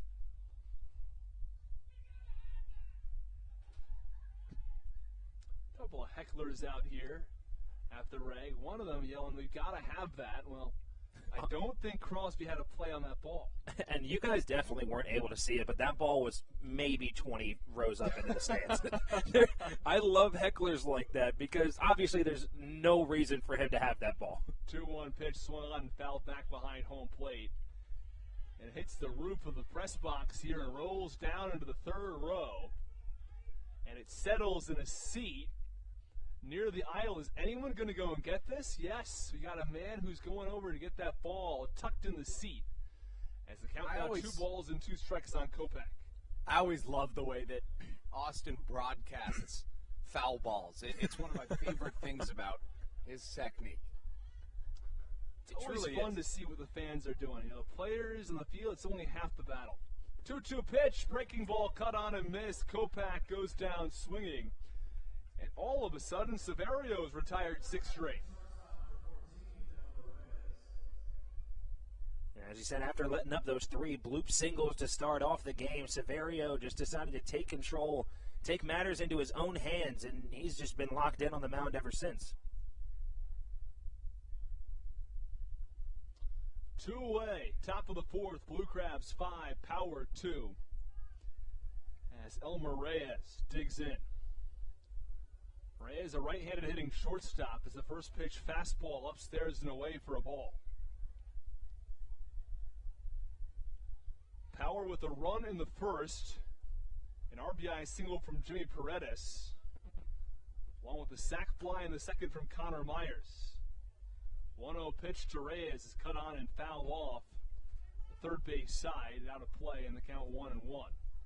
Blue Crabs responded, though, after the Power took the 2-0 lead. It was a 2-run shot from McAdams, scoring Alex Crosby. And then in the third, a trio of singles to lead off. A couple of RBIs from Crosby, one from Collier, and a sac fly from Joe DeLuca, and gave the Blue Crabs a 5-2 lead. The 1-1 pitch swung on and lined into deep center field, but it's Zach Collier who drifts back just shy of the warning track to make the grab for the final out. Back-to-back 1-2-3 innings from Misael Silverio. He's rolling here in the top of the fourth. The end of 3.5. Blue Crabs 5, Power 2 on the Hometown Real Estate Broadcast Network.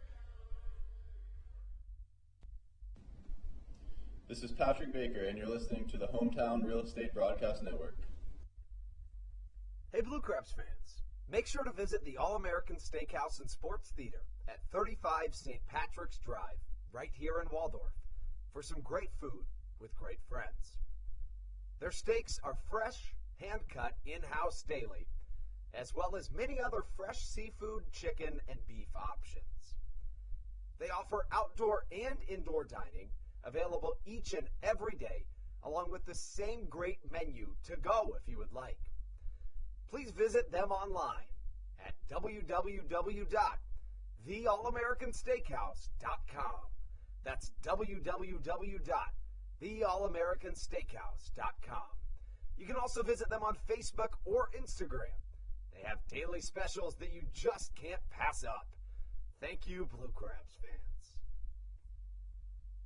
All Pawn is Southern Maryland's premier pawn shop and is the official pawn shop of the Southern Maryland Blue Crabs. Stop by and say hello today. They've been a part of the Southern Maryland community for 18 years. If you need some cash to hold you over, or if you're just doing some spring cleaning and want to clear some stuff out, please bring it by All Pawn and let them make you an offer. If you have broken jewelry or some that you just don't want anymore, please bring it by and they'll pay you more than anyone in the Tri-County area. They're located on 301 in White Plains, just south of DeMar Road. Go Blue Crabs!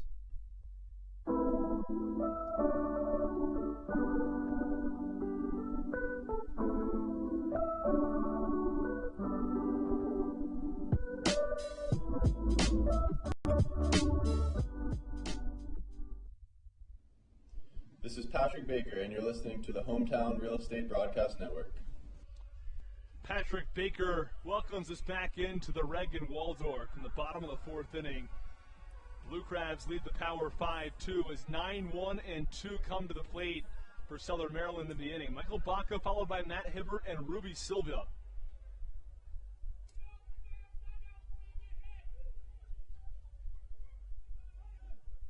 Michael Baca 0 for 1. He popped down to third in foul territory his last time up. As Eliardo Cabrera enters for his second inning of work. First pitch goes with a heater on the outside corner. Fastball at 92.5 miles per hour.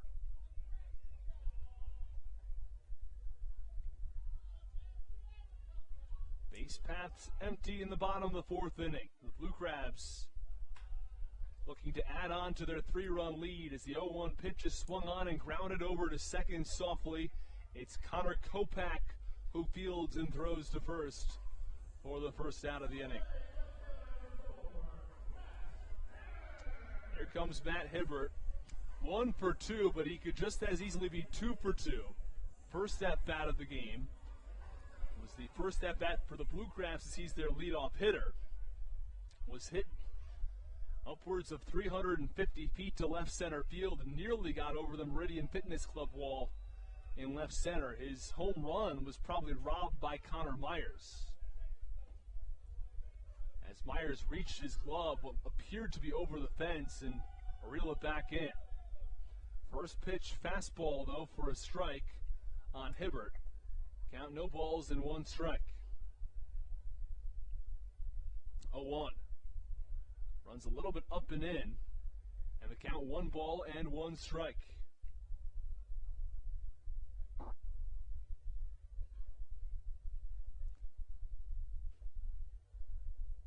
Cabrera set. 1-1 offering. Swing and a slow roller down the first base line. It goes foul. And the count 1 ball and 2 strikes. Cabrera gave him a slider at 83 miles per hour. Southern Maryland on the season 40-37. West Virginia 33-43. As the Blue Crabs are tied for the North Division lead. 1-2 pitch, swung on and missed, struck him out. Hibbert goes down on strikes here in the fourth.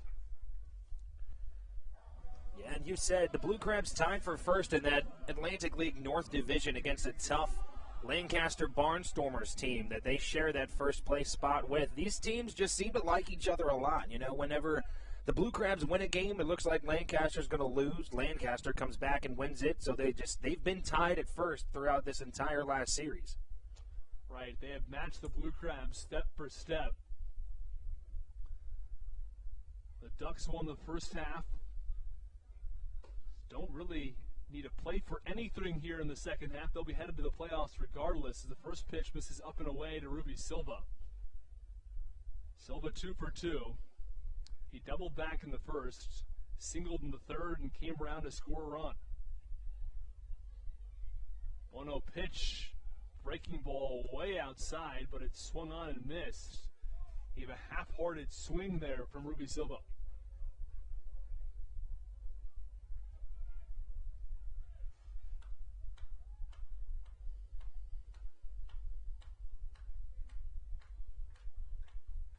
Count 1 ball and 1 strike.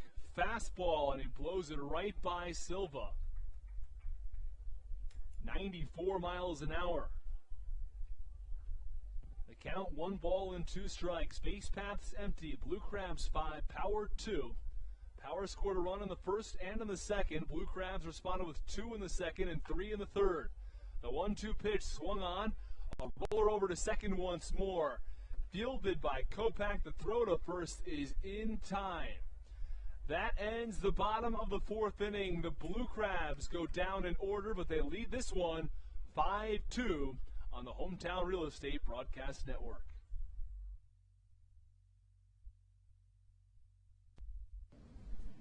This is Dalton Geeky, and you're listening to Hometown Real Estate Broadcast Network. There's nothing quite like when the Blue Crabs retire the side.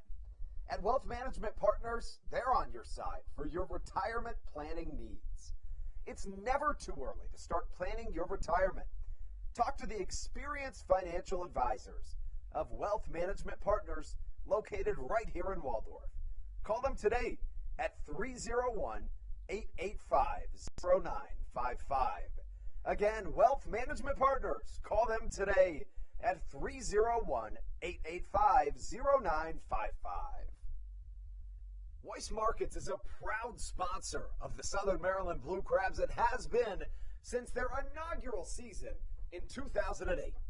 Weiss Markets also presents one of the Blue Crabs' best and most famous promotions every single year.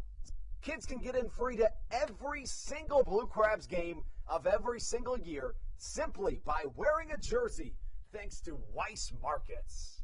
Weiss Markets can help you with all of your game day needs for a great price. Stop in at your local Weiss today. Eat better, spend less. That's wise. Weiss Markets is a proud sponsor of the Southern Maryland Blue Crabs.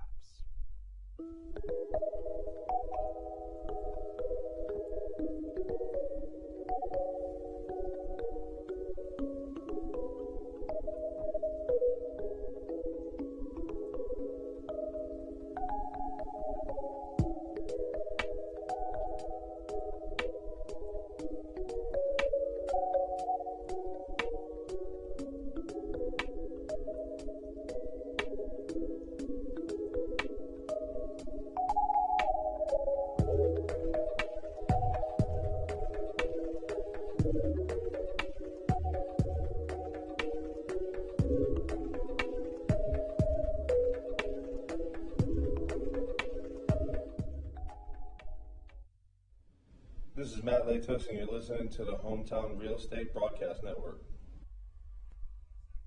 Top half of the fifth inning here at Regency Furniture Stadium. Misael Severino still on the mound for the Blue Crabs, as we talked about earlier. Gave up back-to-back-to-back base hits and let up a run to start off this contest, but lately he's been locked in, as he's given up just 1 run so far and added 3 strikeouts to his line since that first inning. Yeah, we talked about it. He ran into a lot of trouble in both the first and second innings. A trio of hits in the first, and then in the second inning, a leadoff double followed by a walk. But he worked out of that as well. And the first pitch to the leadoff batter of Connor Myers. That one misses just out of the zone for ball 1, and he's going to start off 1-0. Yeah, Myers 1 for 1 so far tonight. In his second plate appearance, he had a sac fly RBI. Second pitch to Myers. That one also misses the zone. He has a 2-0 count. Saw Myers yesterday. He went 0 for 4 with a pair of strikeouts, and he was picked off at first base. As the 2-0 pitch, he's fouled off over to the left side. He has a 2-1. Well, Misael Severio was at one time in Double-A with a team in Jackson. And a teammate of his, the current Mets pitcher, who's about 5 years younger than Severio. And Severio at the time had an ERA that was lower than this current Mets pitcher. My question to you, Andrew already knows the answer. No, I don't, actually. Oh, you don't? Severio had a better ERA than which Mets pitcher? I'm just going to take a guess. I think Edwin Diaz, maybe. Okay. And what's your guess? You know, Edwin Diaz does sound like a pretty solid guess, and I copied your X Factor player of the game, so I think I'm going to copy Andrew's answer. I'm going to go Edwin Diaz. Ding, ding, ding, ding, ding, ding, ding. Both of you guys are correct. Severio had an ERA just over 4. Are we actually? And Diaz had an ERA about 4.5. Both of them were starters. Diaz was a starter, of course, now the Mets closer. It was really Diaz? Yeah, yes, Edwin Diaz. Holy kid, we did it. That was awesome. Wow. I would have figured that we would have at least had different answers, and one of us had been right. But that's no, crazy. because my thought process was like, all right, it could be Edwin Diaz. It could be somebody else. It could be DeGrom, Syndergaard. Yeah, dude, it could be any of them. Who knows? But, you know what, Edwin Diaz sounded like a good choice for that one, I'm guessing, on the mound. And a good choice on the mound tonight is Silverio. As he strikes out Connor Myers to start off this top half of the 5th inning. We talked about it earlier, but a ton of curveballs tonight for Severio, and it's been working. 36% of his pitches have been curveballs tonight. 57% cutters, and then just one other pitch type, a slider that he's... Now, Teodoro Martinez, as we said earlier, Teo, his teammates call him. He's 2 for 2 on the day with a pair of singles. As he flares one, jammed off the hands. This one easily playable for Michael Baca. And now quickly, after a long first at-bat, Teodoro Martinez goes down off the first pitch line out to Michael Baca. Well, it's 8 in a row now retired. Check that, 9 in a row retired from Severio. Got off to a really tough start.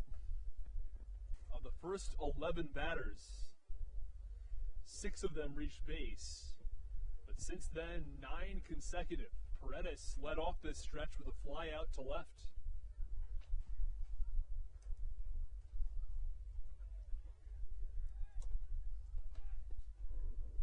The first pitch to Jimmy Paredes. He's 1 for 2 on the day. That one in there for strike 1.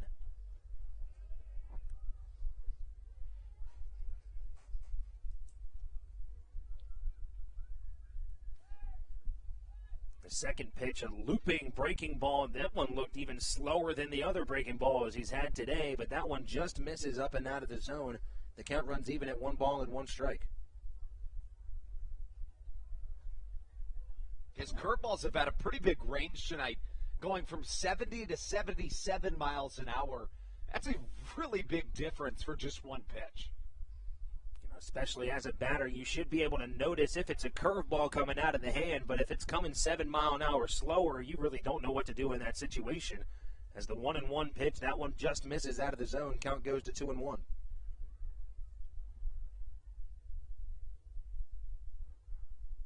Still no one warming up in the Blue Cheeses bullpen yet. Throughout my last 3 innings, I'm just going Blue Crabs, but you're right, Blue Cheeses. I wanted to correct you, but Then go ahead. You should have corrected me. I mean, I should have, but at the same time, this is what, only your second Thursday game that we've ever been the Blue Cheeses? First. This is the first game. one? Yeah. Okay. I came here last Friday. That's what it was. Mid-game against the Ducks. That was my first game. Okay, yeah. So I didn't want to correct you because I figured you didn't 100% know. You weren't used to it.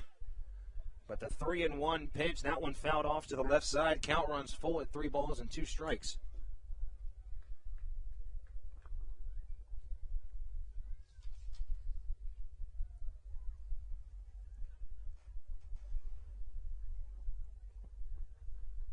Full count to the third baseman, Jimmy Paredes. He went 0 for 3 last night with a strikeout himself.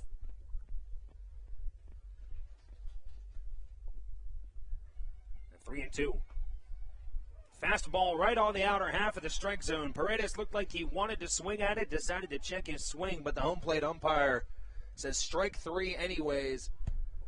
And that is now 10 in a row that Severio has sat down, and he now has 5 strikeouts on the game for him as we head into the bottom half of the second inning. Due up for your Blue Crabs, Zach Collier, David Harris, and Alex Crosby, when we return with more action for you guys on the Hometown Real Estate Broadcast Network.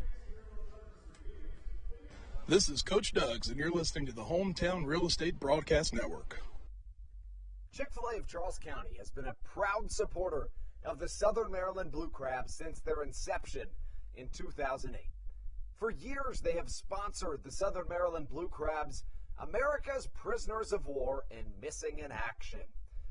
In between the second inning of each game, there is a moment of silence brought to you by Chick-fil-A. The Southern Maryland Blue Crabs appreciate and respect not only Chick-fil-A, but all of those that have served our great country. The seat that they sponsor was made possible by Chick-fil-A of Charles County. Thank you so much, and visit any of your Charles County Chick-fil-A locations today. The Charles County Department of Health encourages you to get the COVID-19 vaccination today. You can get it all over Southern Maryland or no matter where you are across the United States. Vaccinations are offered right here at Regency Furniture Stadium with no appointment needed. Charles County Department of Health and the Southern Maryland Blue Crabs urge you to take one for the team and get the vaccine.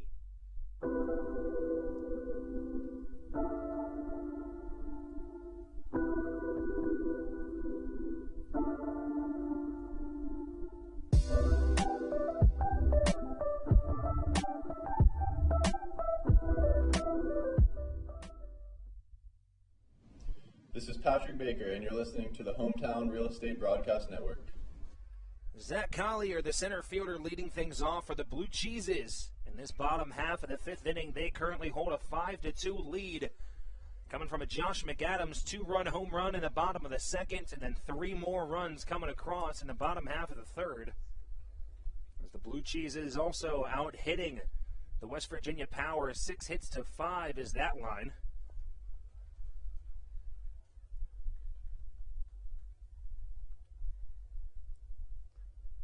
Collier so far today, he's 1 for 2.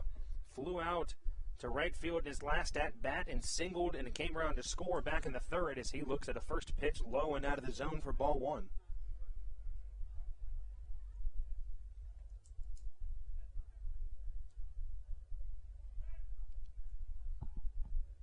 The second pitch to Collier, fastball high and outside.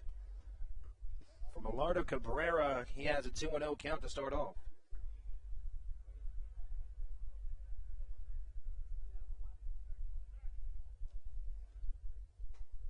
2-0 count from Cabrera. The fastball right down the middle. Collier just looks at it as the count runs to 2-1. And we talked about his last at-bat. Took him to a full count, saw 8 pitches in that at-bat before getting a single over to the right side, which we talk about all the time is just exactly what Zach Collier does when he's up there at the plate. A big swing on a fastball right down the middle. Count runs even at 2 balls and 2 strikes, and Collier likes to get himself into a full count situation. He likes to draw out these at-bats. Yeah, it's generally somehow where he's most comfortable. He's a guy that knows if he doesn't like something, he can foul it off and wait till he sees something he does. The 2-2 pitch, that one misses out of the zone. Count runs full at 3 balls and 2 strikes. Or something he doesn't. Correct.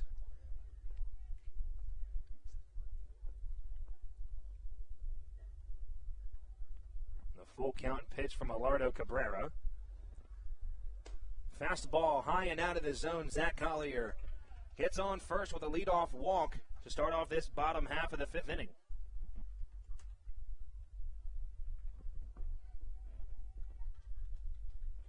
As for Cabrera, since coming into this game, he's been really good. An inning and 2/3 pitch, no hits. That the first base runner that he's allowed on to this point. He did allow the hit by pitch to McAdams right at the very beginning of his stint. You're right. He has retired them in order. He's looked good. It's important for them to get a base runner early. David Harris now coming to the plate. Just a few days ago, tied the franchise record that was already broken by Ruby Silva. Had himself 7 RBIs as he sees a first pitch fastball way inside for ball 1. And got those 7 RBIs due to 3 home runs from the right fielder just a few days ago. And, man, he was just locked in at the plate. He sure was, and he's been really good here at Regency Furniture Stadium this season, hitting .345 entering play at home.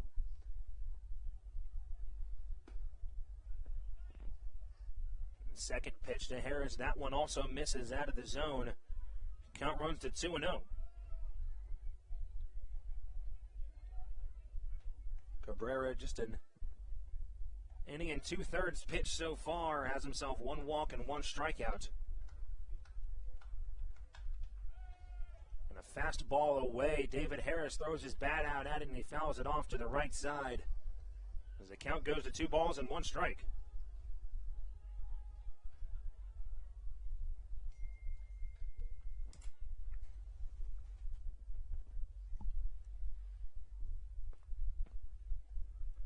Two and 1 the count now to David Harris. Zach Collier awaiting at first base. Collier takes off for second. The throw down. Throw was high. Shortstop, Elmer Reyes had to leap up for it to make the grab. As Zach Collier is able to slide in easily with a stolen base. And now David Harris looking at a 3-1 count. It's Collier's 6th stolen base of the season. He's one of those rare guys that can give you basically every aspect of this game. You know, Corey Vaughn, I always said, was as close to a 5-tool player as it'll come in the Atlantic League. Zach Collier is close to that. A 3-1 pitch. Breaking ball low and away. Fools David Harris as he swings and misses on a curveball in the dirt. He runs full once again. That's a second batter in a row for this inning. Zach Collier, now David Harris, that has brought Cabrera to a full count.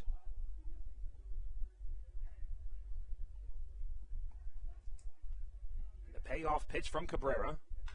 This one grounded over to the left side. Collier takes off for third base. Reyes looked like he wanted to try to throw him out at third. Dangerous move there by Collier, but ends up working out as David Harris grounds out to the right side. But the Blue Crabs now with just 1 away have a runner at third base. Yeah, it takes some really high baseball IQ to in a split second be able to know, yeah, I can go. And in those situations, you got to have even higher baseball IQ to know I just got to keep going. Even if I second guess myself, got to keep going. So you steal second, and then you get to third on that ground ball. Really, that could have been a double play ball if none of that happened. So plus base running from Zach Collier. You know, Austin, a couple times already this season, me and Andrew talk about how there's a reason why we're up here talking about the game and, you know, why we're not down there. I think that's another example of I wouldn't be able to make that call like Zach Collier did. Do you think if you ran off the jump, you'd be able to make it to third base safely? You know, I'm much more of a long-distance guy. I'm not a great sprinter. You know, I might be running 4 or 5 miles after work today. We'll see. Maybe you guys can join me for that. No, not gonna happen. Either way. Actually, wait, no. You know, there is a chance it might happen. Talk to me at about maybe the 7th inning. I'll let you know. I have a feeling the answer is absolutely no. I can promise you it's still going to be no. Actually, yeah, no. Yeah, no.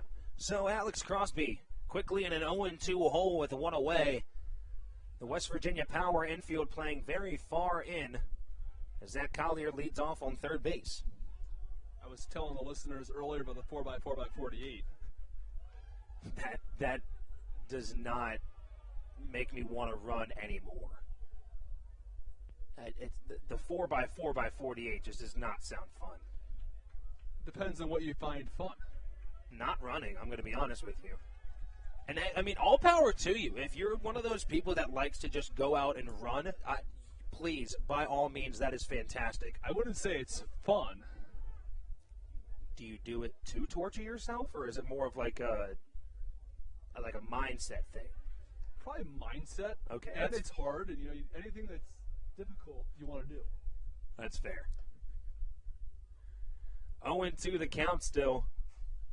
Maybe you guys can join me for my 20-mile hike next time. Ooh, I'll let you know. As Alex Crosby rips one over to the right side. That one for a base hit. And an RBI for him as Zach Collier comes in to score. The Blue Crabs now leading 6-2. Crosby with 3 RBIs in this game now has 47 on the season. There is 4 Blue Crabs on this team with 47 or more RBIs. Really just an outpouring of runs of late.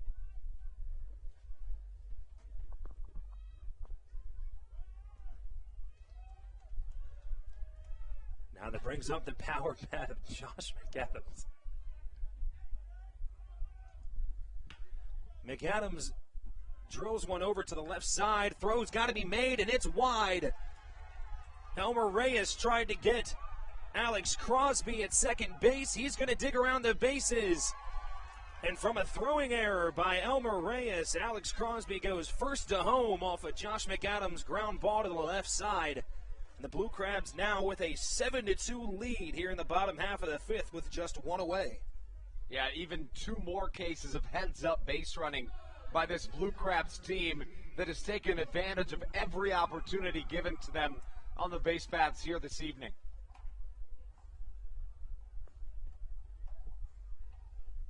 Well, it should go down as a single and an error, but let's wait. Another hit from Josh McAdams. It does. You're right. A base hit single for McAdams. I'd say that was going to be a tough play for Reyes regardless if he tried to jump throw that one across the diamond to get McAdams. So now another runner in scoring position for the Blue Crabs and the big bat of Joe DeLuca coming up to the plate. He's 0 for 1, had a fly out to right field to start off back in the second inning. And then had a sacrifice fly that scored Zach Collier from third as Joe DeLuca sends one deep down in right field. That ball is out of here. Joe DeLuca adds 2 more runs to the Blue Crabs line. As now that is 4 in this bottom half of the fifth inning. The Blue Crabs lead 9-2. There was no doubt about that one off the bat. And a really good sign for Joe DeLuca, who started this season as about a .230 hitter and then really turned things around. Has been a little bit stagnant of late, but still above average, and now shows signs of starting to pick things back up. Boys, as the pitcher comes off the mound, if the 2, 3, 4, 5, 6, 7, and then even 8, and then you can even extend that to the whole lineup, starts picking up for the Blue Crabs, I don't know who stops them. And it's got to be a brick wall of a pitcher to be able to stop this lineup once they start getting hot. And something we also talk about multiple times towards the beginning of the season, the issue with this Blue Crabs team was letting up that big inning. We saw Long Island, the first game of the season, put up 7 runs against us in an inning. Gastonia a couple times this season put up a few runs against us as well in an inning. And the Blue Crabs have really just flipped that on its end. Now 4 runs in this inning, 3 in the third and 2 in the second. And they're looking good so far with a 7-run lead. We're going to take a quick break here on the Hometown Real Estate Broadcast Network, and we'll be right back with some more information on the new arm on the mound. This is Matt Latos, and you're listening to the Hometown Real Estate Broadcast Network. Dyson Building Center is one of the oldest family-owned and operated hardware, lumber, and building supply stores in Southern Maryland. They are located in St. Mary's County on Route 5 in Great Mills. Dyson's has an expansive and diverse inventory to help you with all of your home improvement and project needs. Whether you're new to the world of DIY, a tried and true DIY professional, or somewhere in between, the friendly and experienced staff at Dyson Building Center is ready and willing to help you today. In February of 2020, Regency Furniture Stadium and the Southern Maryland BLEU Crabs were given what we view as an honor, being named the 4th mass vaccination site in the state of Maryland.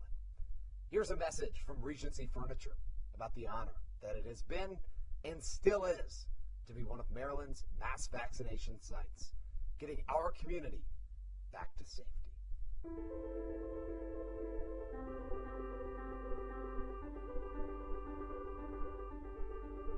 During these times of uncertainty, it helps to know there are things we can control to help ourselves and others. This is Jake Marshall, and you're listening to the Hometown Real Estate Broadcast Network. Max Tannenbaum, the new arm on the mound for the West Virginia Power. He sits 5'10", 190 pounds out of Coral Springs, Florida. The highest level he's been at is the Atlantic League of Professional Baseball as he tosses a first pitch ball to Cesar Trejo. That ball grounded hard over to the left side. Reyes gobbles that one up, tosses across the diamond, and after 2 pitches, Tannenbaum quickly gets the second out of the inning. Yeah, Tannenbaum began the season with the Lexington Legends. In 4 appearances, he had a 7.36 ERA. Has been much better with the Power, however. In 12 appearances, a 5 ERA for the right-hander, a 5.4 on the season for Tannenbaum. 15 walks, 23 hits in 21 2/3 innings.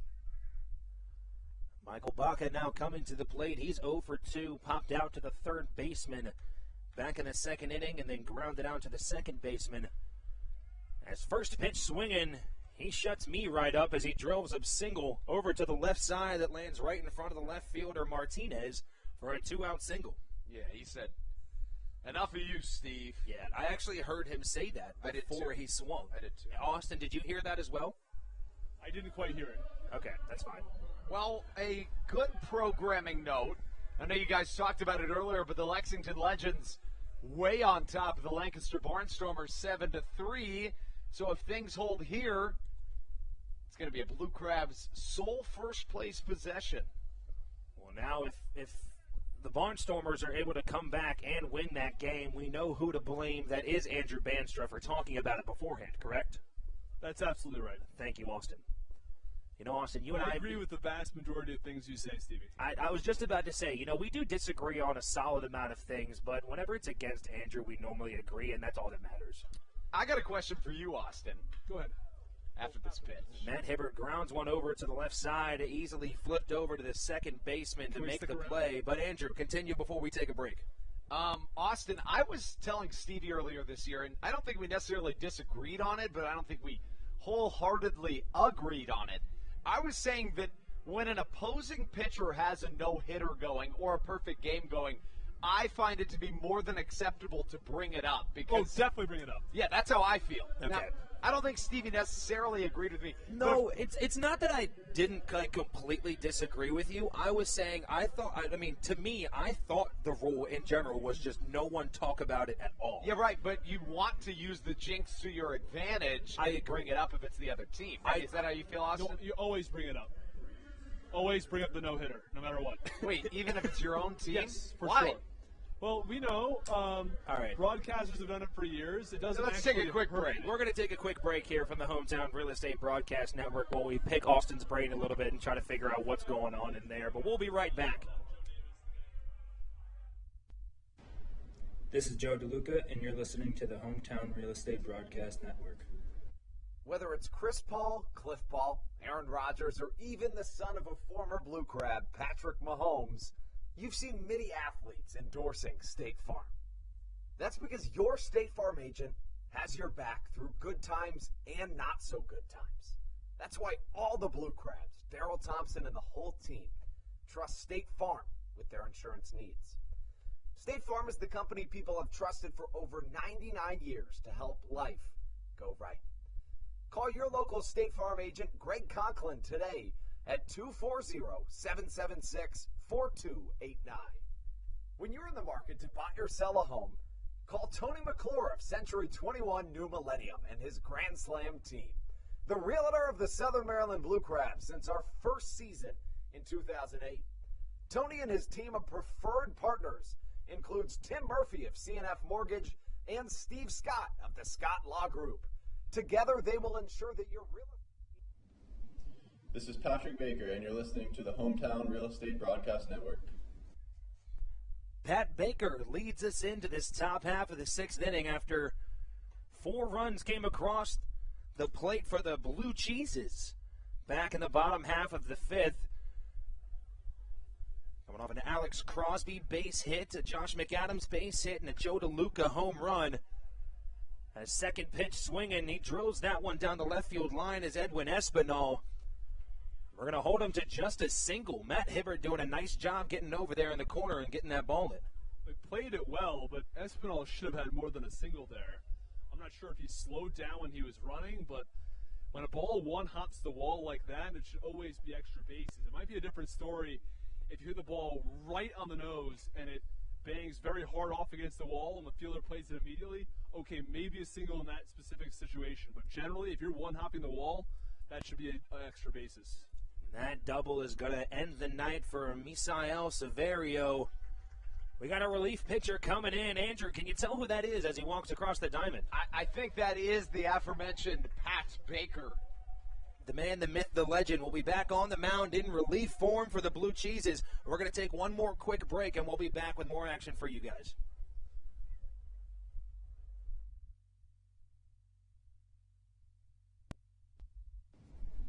This is Andrew Riceno, and you are listening to the Hometown Real Estate Broadcast Network. American Radiology is the clear choice for all of your medical imaging needs. With locations in Charles and Calvert counties, they offer a full range of imaging services. Some of their latest innovations included 3D mammography and wide-open MRIs for our claustrophobic patients. For your convenience, they even offer extended weekday hours and Saturdays. For more information or to schedule an appointment, visit their website at AmericanRadiology.com.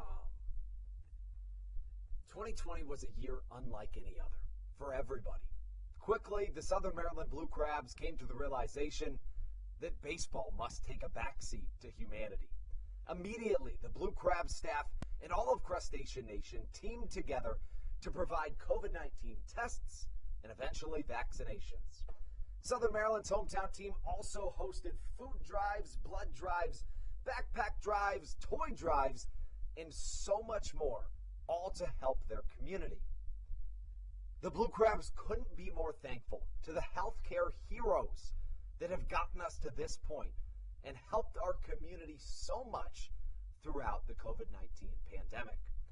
That's why this season is dedicated to our healthcare heroes. Each Saturday night, we will have a healthcare hero, a local healthcare professional, throw out the first pitch of the game and be honored.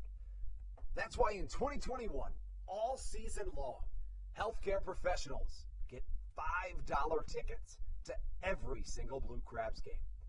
Thank you so much, healthcare heroes, for all that you have, are, and will continue. This is Coach Doug's, and you're listening to the Hometown Real Estate Broadcast Network. Coach Doug's from Barstool Sports leading us in to Pat Baker on the mound now for the Blue Cheeses in relief. Misael Severio had himself a pretty solid start. As we talked about, let up 3 singles to start off this game, which issued a run in the top of after the first inning. The West Virginia Power is able to plate one more run in the second. And then from then on out, he was locked in as Edwin Espinal's double was just the first hit to happen in the last 11 batters for Severio. He retired 10 consecutive from the last out of the second, the third, the fourth, and the fifth. All 1, 2, 3 innings. So usually a pitcher starts off well, and then in the later innings, his performance declines. The exact opposite for Severio. Struggled in the first and second, pitched really, really well in the third, fourth, and fifth. You know, kind of a Colton Mahoney-esque start. We talked about him before as well. Mahoney, normally his issues come in those first inning or two of his starts, and then he's normally able to figure it out. As Reamer Liriano now steps in, as he's 0 for 1, he's got a walk in the first inning and then flew out to David Harris back in the third. And he is punched out looking on strike 3, and Patrick Baker is locked in on the mound to start off. Let's talk about Patrick Baker. 21 appearances, a 4.88 ERA, but he's a guy that's completely flipped his season around. After struggling in the months of May and June, combining for a 14-14 ERA and a 3.3 whip. He has been incredible since July 1st in 12 appearances, 25 strikeouts in 20 and 2/3 innings, and a 1.74 ERA. Something that I like about Pat Baker is, if you're here at the stadium, you probably won't be able to hear it on the broadcast. He grunts every single time he throws a pitch, even if it's a breaking ball. He just puts 110% into every time he throws it. Now quickly, once again, an 0-1 count. There's a new designated hitter in, as it's going to be the pitcher who came in relief for Max Tannenbaum. As quickly he looks at 2 straight strikes, and he has an 0-2 count. How hard is he throwing, do you know? Very hard. Normally, Patrick Baker likes to sit at that mid to high 90s. We'll get you some numbers on him in a second, as grounded up the middle, Michael Baca only has time to flip it to Ruby Silva for an out. Now there's 2 away here in the top half of the 6th inning. Generally, Baker sits 95 to 97. Austin, the numbers still compiling right now. They actually haven't popped up on our screens yet, so when they do, we'll get them to you, but he's a guy that really pops the glove.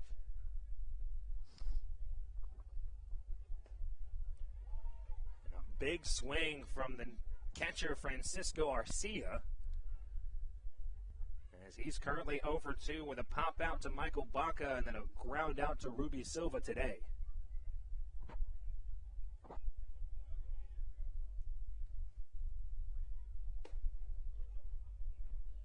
Second pitch from Baker. This one misses high and out of the zone as the count runs even at 1 ball and 1 strike.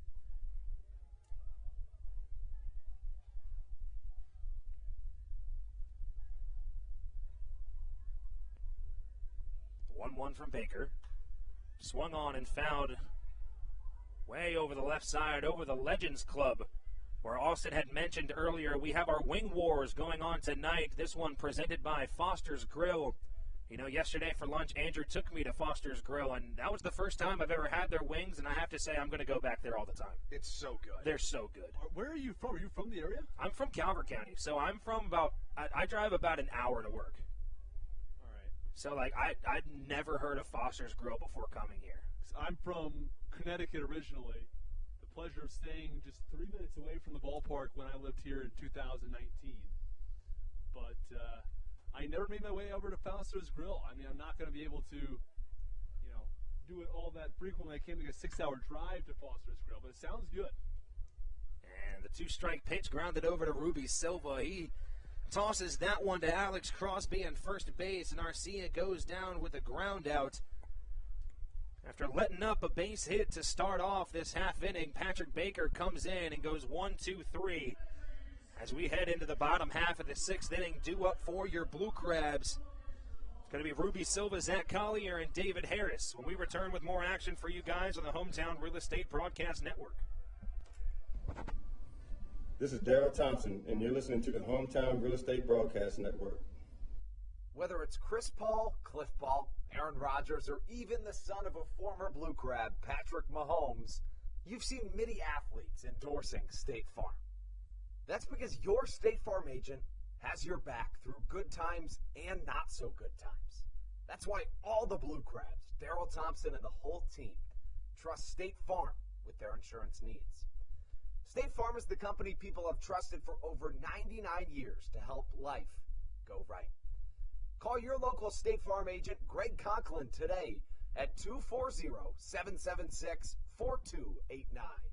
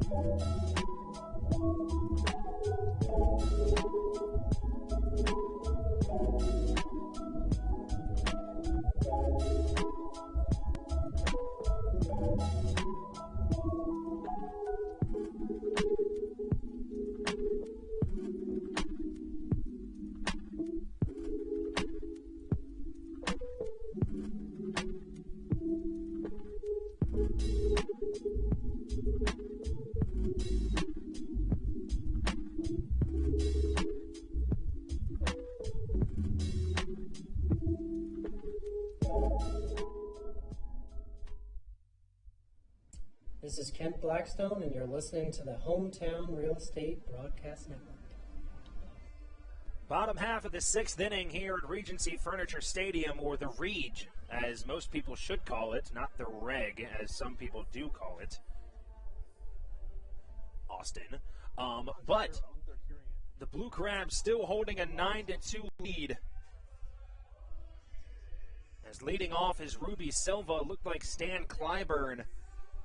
And the opposing head coach had a meeting with the umpires. I'm assuming it was about the track man. Austin, were you able to hear any of that conversation down on the field?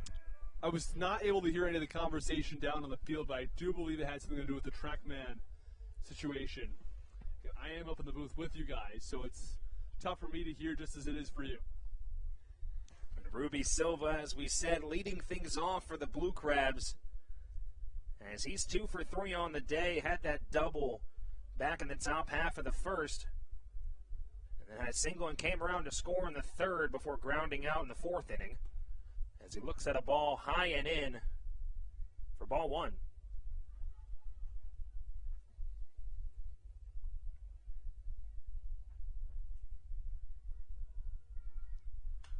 1-0 pitch. This one fouled off high down the left field line, but that one once again gets over the Legends Club.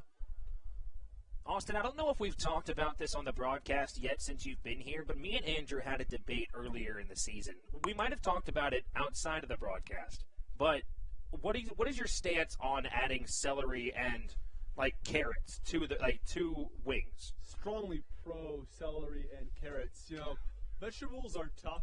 No one likes vegetables. Then why add them to good food? Andrew, Austin's talking. In your wings, you can dip them in the sauce, and all of a sudden they taste really good. Oh, Austin, I love you more and more every minute that we talk to each other. I just want to point that out because Andrew was very anti-vegetables. No. He's always anti. Yeah, there is He's no anti-healthy was. food. That's fair. There is no was. Yeah, no, and Andrew is anti-vegetables as Ruby Silva goes down on strikes.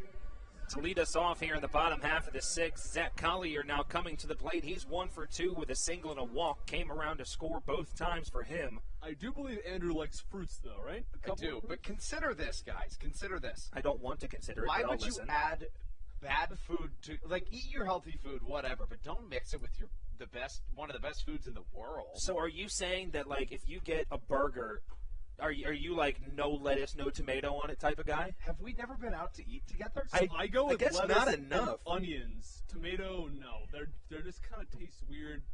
They sort of ruin it. That's fair. Tomato is very polarizing. That's fine. I go with lettuce So and you just onions. let him slip on that. Andrew, Austin's talking. And Zach Collier sends one high into the foul territory down the right field line.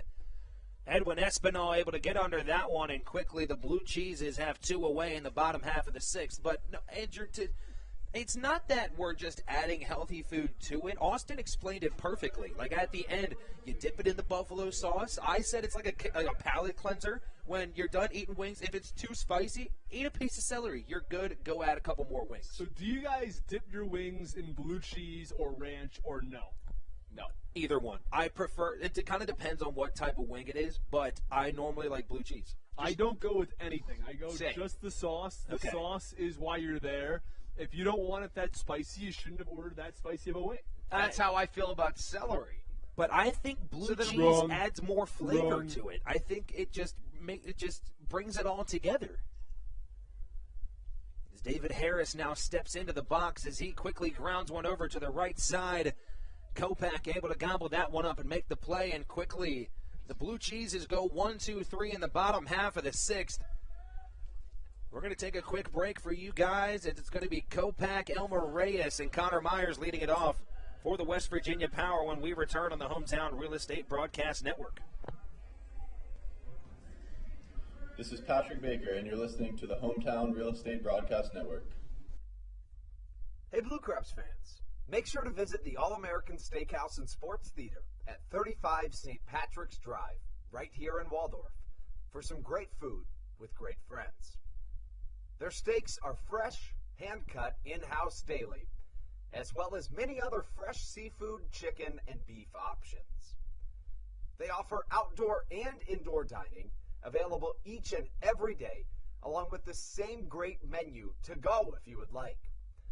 Please visit them online at www.theallamericansteakhouse.com. That's www.theallamericansteakhouse.com. You can also visit them on Facebook or Instagram. They have daily specials that you just can't pass up. Thank you, Blue Crabs fans. When you need a win on the road, don't get left stranded. Make AAA part of your roster and you'll always have someone on deck ready to get you home. AAA also offers car care, insurance, and travel services, and has stores conveniently located for Blue Crabs fans in Brandywine, Crofton, and Alexandria. Don't forget to ask them about membership discounts for military and first responders. Please visit AAA.com to learn more or to find a AAA location near you.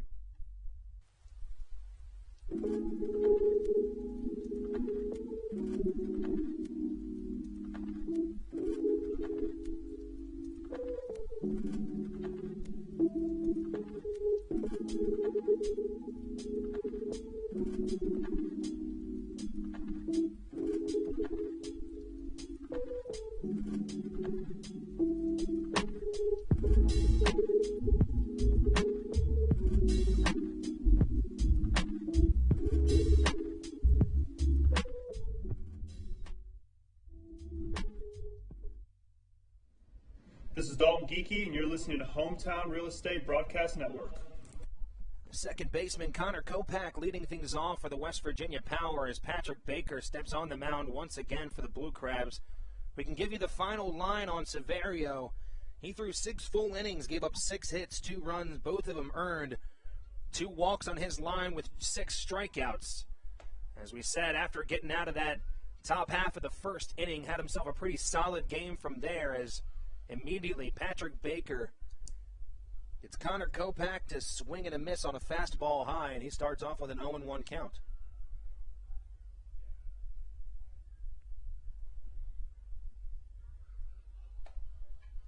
The second pitch, this one also in the zone. Fastball just hits on the outer half of the strike zone.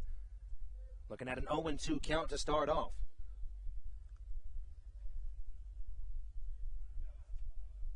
You know, normally when we talk about guys that come in relief form for the Blue Crabs, you know, you have your go-tos, who is Andres Persenio.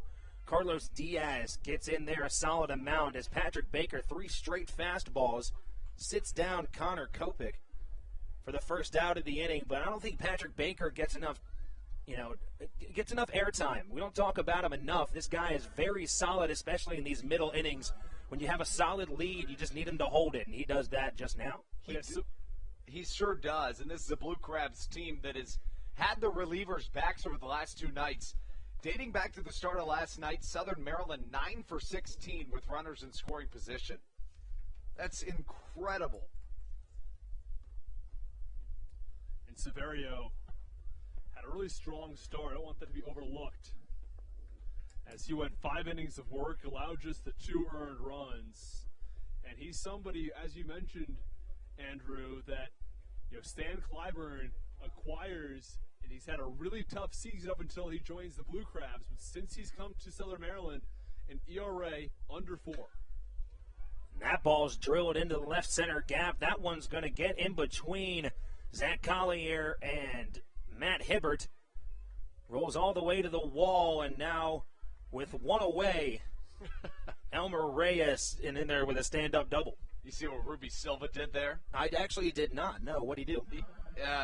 The runner, Reyes, was just standing on the base, and Silva just smacked him with the tag and kind of jokingly pushed him off the bag. You know, that all goes back to, we see guys getting moved around constantly in this Atlantic League. For the most part, everyone seems to like each other. See, you have a couple guys that may have a little bit of bad blood, but overall, everyone should at least know of each other in this league, and they're all super friendly. Is now West Virginia with a runner in scoring position with 1 away. Connor Myers, the center fielder, comes to the plate. He's 1 for 3 on the day. A breaking ball from Pat Baker, and that one gets in the zone for strike 1. Talk about guys who come through the Atlantic League, and you love to see it. A guy like Josh McAdams, he did play some affiliated ball, spent a little bit of time away from baseball, but has come back. And what a year he's had, a guy that you'd have to think some MLB teams might be looking at in the near future. You know, and as we said, a lot of power behind that bat. You said he's worked on his patience at the plate throughout the first half of the season. We see him swinging on first, second pitches, sometimes balls in the dirt, but he has really turned himself around and has showed to be one of the better players in this Atlantic League, not only at the plate but in the field as well. Connor Myers now with a 1-1 count with one away.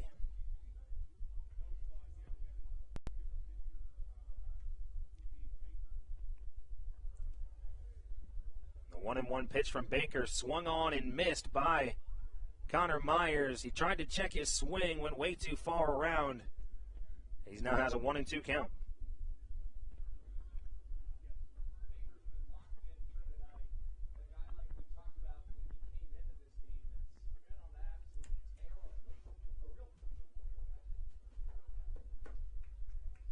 We talked about it when he got into the game, but Baker, a real budding star in this Southern Maryland bullpen, and showing it again here tonight. The 1-2 from Baker. Breaking ball low and in the dirt. Tried to get Myers to swing once again, but he lets that one go, and the count runs even at 2-2.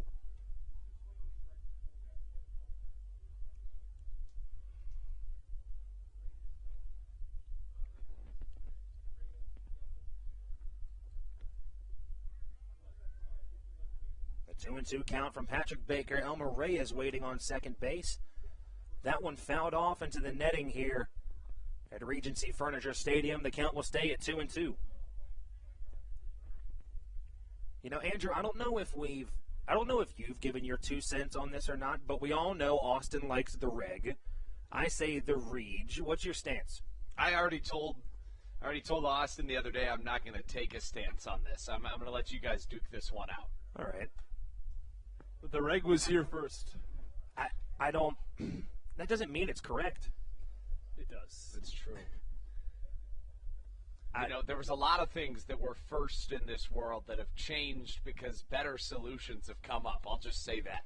But the reg is not something that needs to be changed. The reg is simply the accurate choice. Does anybody else call it the reg besides you?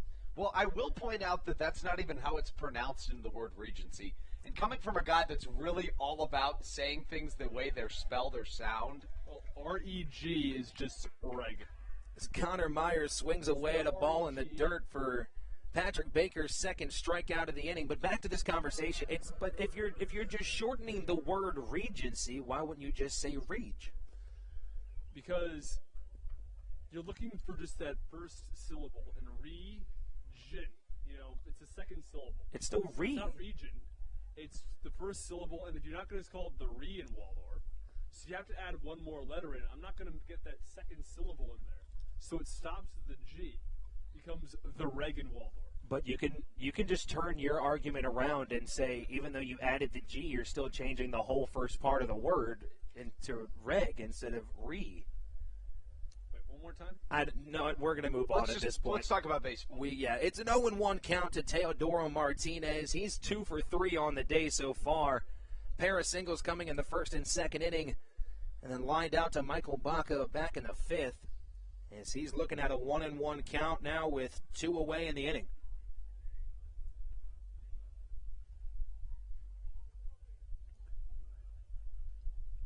A 1-1 pitch from Patrick Baker. Looked to be a changeup. That one falls perfectly in the strike zone, and the count runs to 1-2.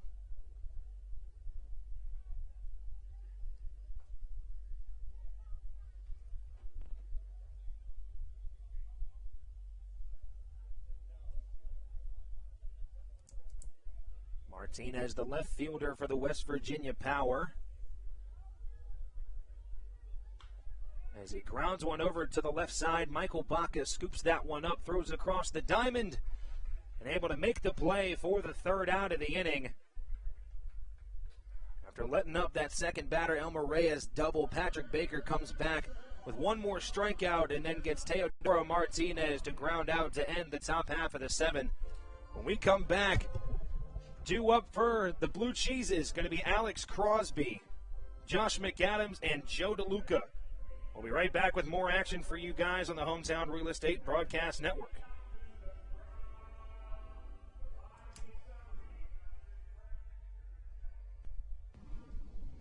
This is Daryl Thompson, and you're listening to the Hometown Real Estate Broadcast Network. When you're in the market to buy or sell a home, call Tony McClure of Century 21 New Millennium and his Grand Slam team. The realtor of the Southern Maryland Blue Crabs since our first season in 2008. Tony and his team of preferred partners includes Tim Murphy of CNF Mortgage and Steve Scott of the Scott Law Group. Together, they will ensure that your real estate needs are nothing short of a grand slam. The quality service you will receive is Hall of Fame worthy. Put Tony's 41-plus years of experience to work for you. Call or text Tony today at 301-928-1280 for your personal Grand Slam experience. Go Blue Crabs. Did you know that the Washington, D.C. metro area is the 5th most expensive place to live in the entire United States of America? Sometimes finding affordable housing in this area can feel impossible. If you're struggling to find affordable housing, look no further than the Villages of St. Charles by Ross Properties. You can visit them online at villagesatstcharles.com for more information today. Villages of St. Charles. They'll have you safe at home.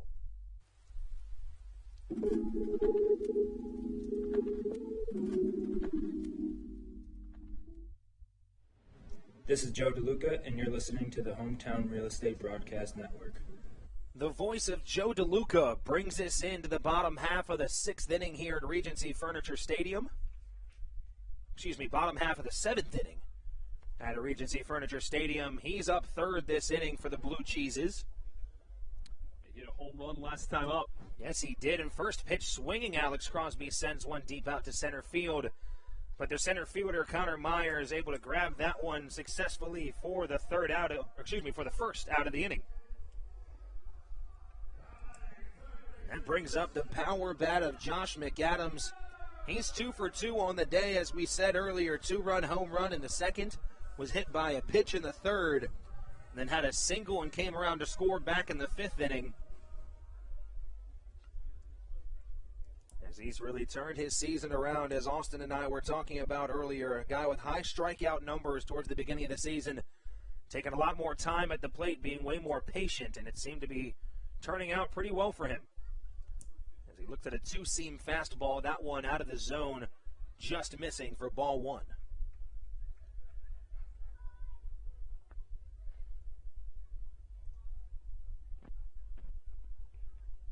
The 1-0 pitch from Tannenbaum. That one ripped down the third baseline. That one's a fair ball, and it's going to get all the way to the wall in left field.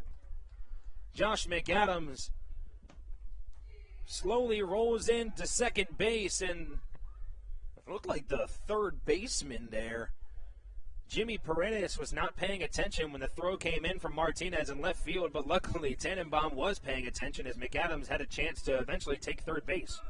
Yeah, well, McAdams now a triple shy of the cycle, and he's in one of those streaks where everything is going his way.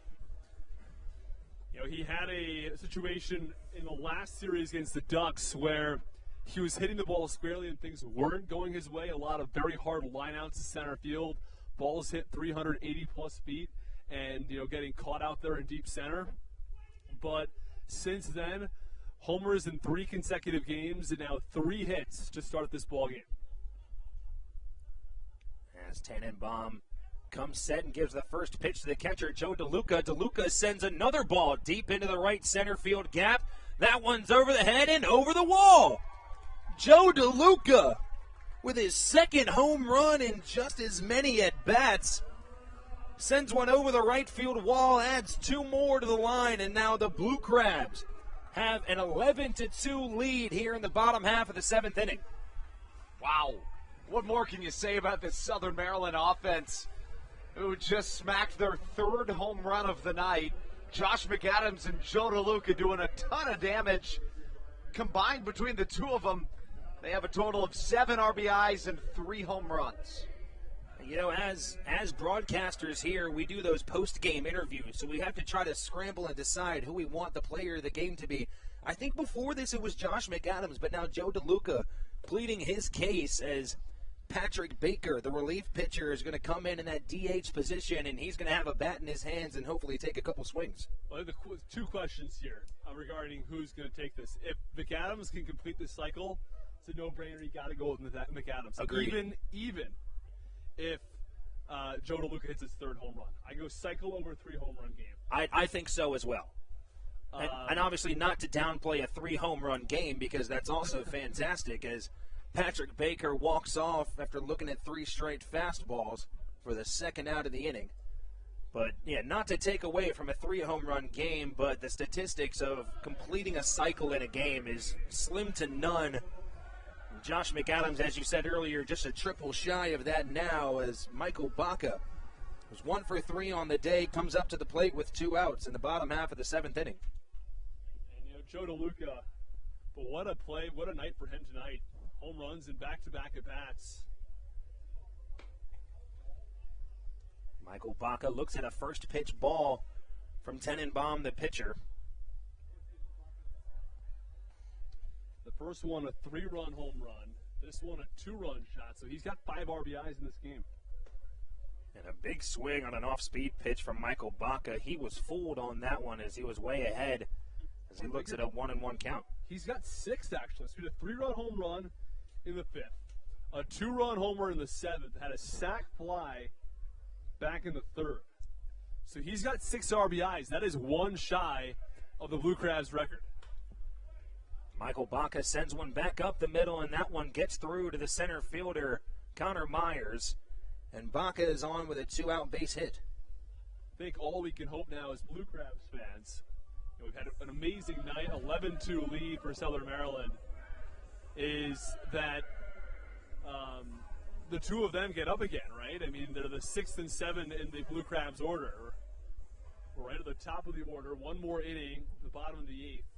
So we'll see if McAdams and DeLuca can get another at bat. And I'm gonna jump in and correct you here. He has 5 RBIs tonight. Each of the homers were 2-run home runs, and then they had the sac sorry fly. about that. But hey, you never know. With the way this game's going, he could just as easily hit another 2-run home run, and then next thing you know, he'd be tying David Harris's mark set earlier in this homestand. The second pitch to the left fielder, Matt Hibbert, up and out of the zone as he looks at a 2-0 count to start off his at-bat. Right, so Josh McAdams, he had a single back in the 5th inning, and there was a throwing error in the play, and Alex Crosby came all the way around from first to score on the throwing error following the single. So I thought Crosby was still on base. He was not. You know, it's okay. Sometimes people mess up. Yeah. 2-1 count to Matt Hibbert. As a fastball runs inside on him, the count runs to 3 balls and 1 strike.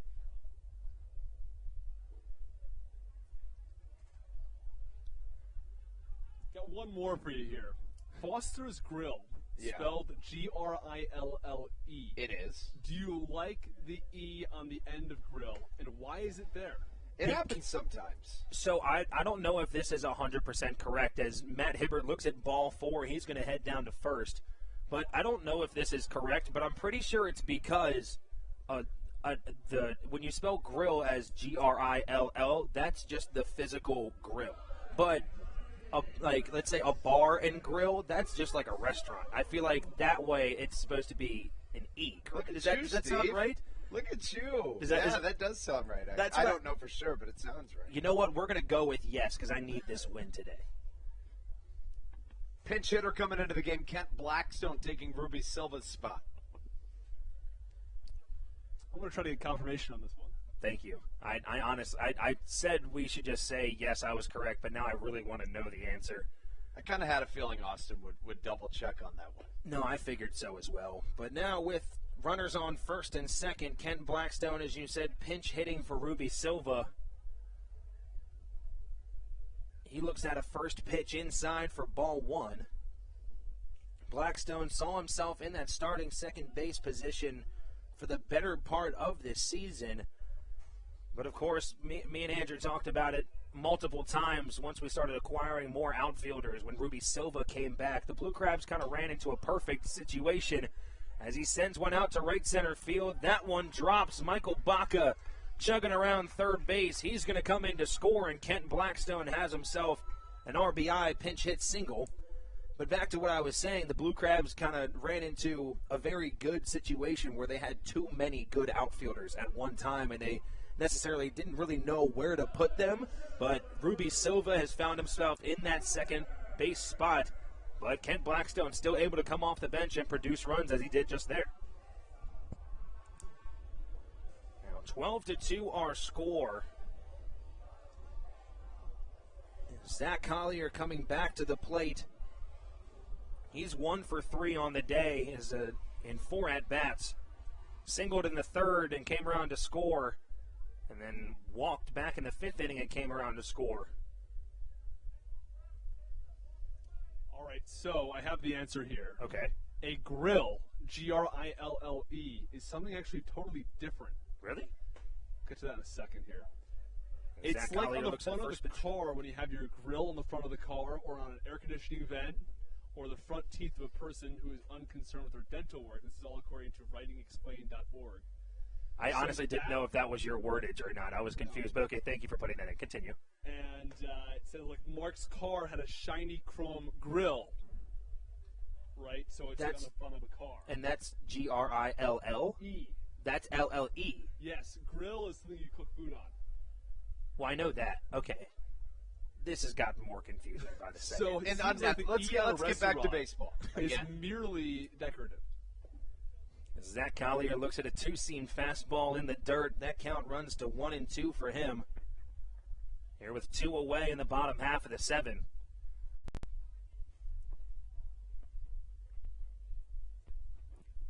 Waiting on deck is David Harris. He's looking for his first hit of this contest. As Collier looks at a high outside fastball to even things up at 2-2.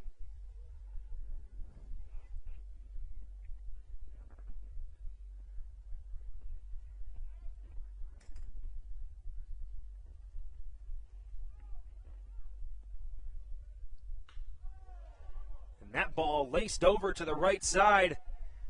Get up, ball, get up, and get out of here. Zach Collier, the third Blue Cheese to homer in this game. That's 4 total home runs. As he smacks that one to right field for a 3-run shot. And the Blue Crabs now with a 15-2 lead here in the bottom half of the 7th inning. Yeah, this thing's really getting out of hand. Southern Maryland scored 2 in the second, another 3 in the third, 4 in the 5th. I mean, what more can you say about this Crabs Make That Cheeses team, who's now scored 6 in the 7th for the second night in a row, might I add? I was going to add that if you didn't. It's the second night in a row, a half a dozen runs have come across for the Blue Crabs in the bottom half of the 7th inning. These guys are on a roll. We got a new arm on the mound here for the West Virginia Power.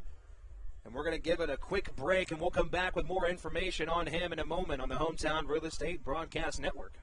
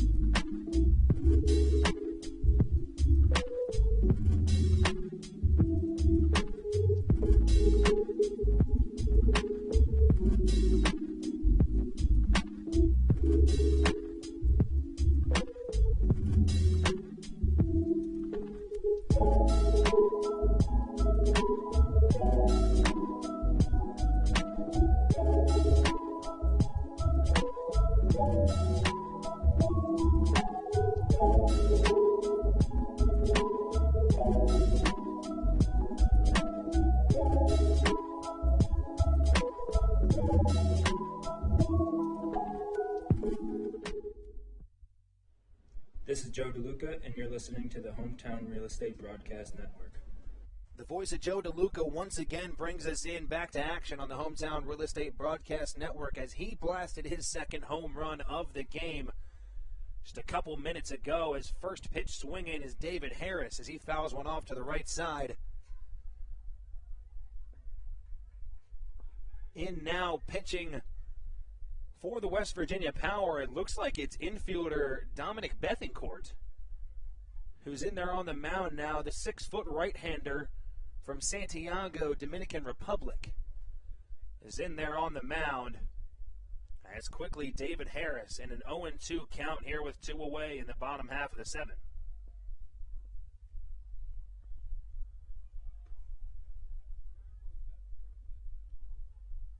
The Blue Cheeses have batted around this inning as Alex Crosby, who's on deck, led things off. And a breaking ball from Bethencourt, that one low and away for ball 1.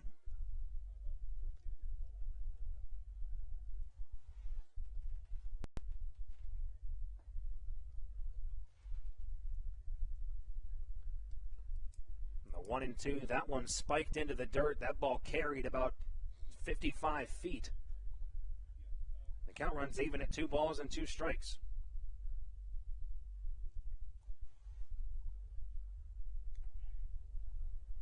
Two and two, the count to the right fielder, Harris. Made a fantastic defensive play earlier this game that saved a run. Is now starting off with an 0-2 count. He has a full count for him with 2 away here in the bottom half of the 7th.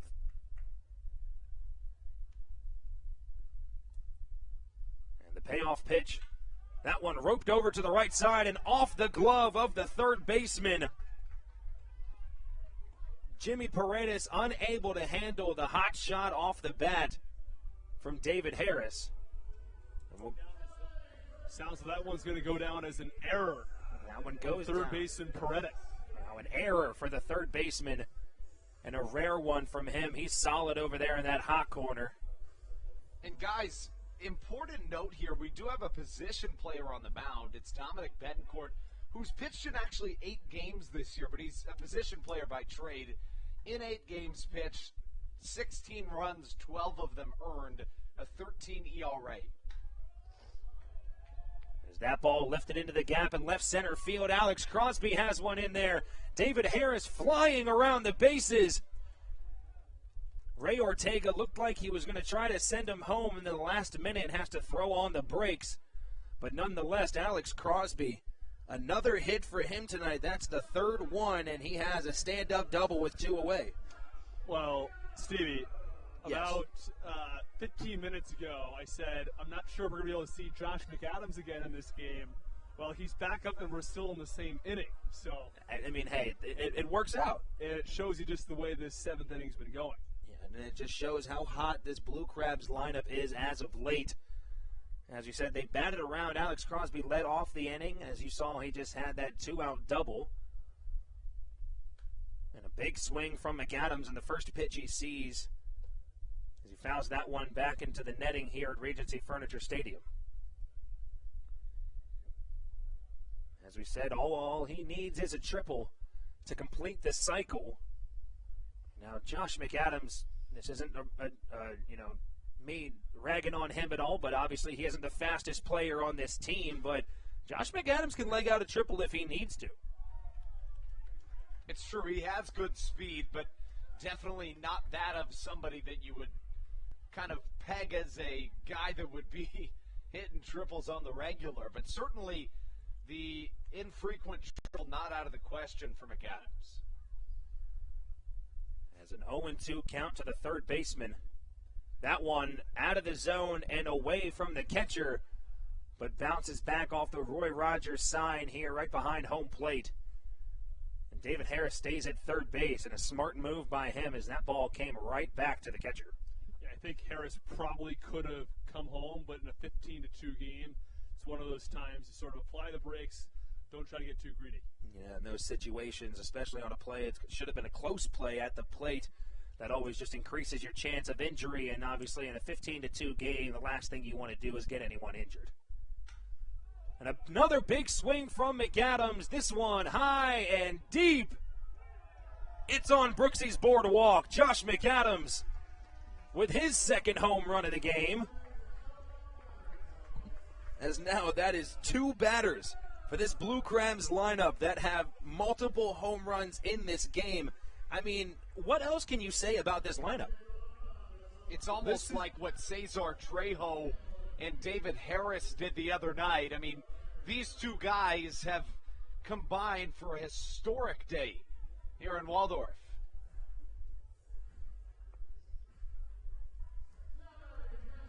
And Joe DeLuca, who has homered in back-to-back at-bats, comes to the plate with 2 away as now the Blue Crabs hold a 17-2 lead as they've scored 8 runs. 18-2 lead. They've scored 2 more runs. It's 9 in the inning, too.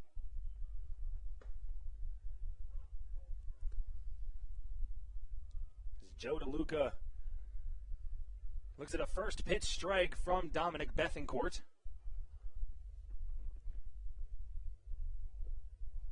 Second pitch from him, that one's in the dirt, and the count runs to 1-1.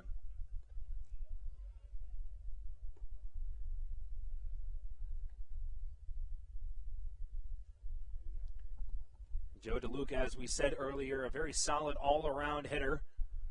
This is the type of situation where, I mean, obviously if it was a little bit closer, as he fouls that one over to the left side, Paredes might have a chance on it, but that one lands about 4 rows up in the stands here. As you said, very, very solid all-around player. If there's, maybe a closer game and not 2 outs, Jimmy Paredes playing pretty far back, would not be surprised to see Joe DeLuca lay down a bunt single, but of course not the situation for that. Yeah, I think that he might want that 3 home run game. If I were him, I'd be looking for it, Already gone deep twice. Now 1-2 count to the catcher DeLuca.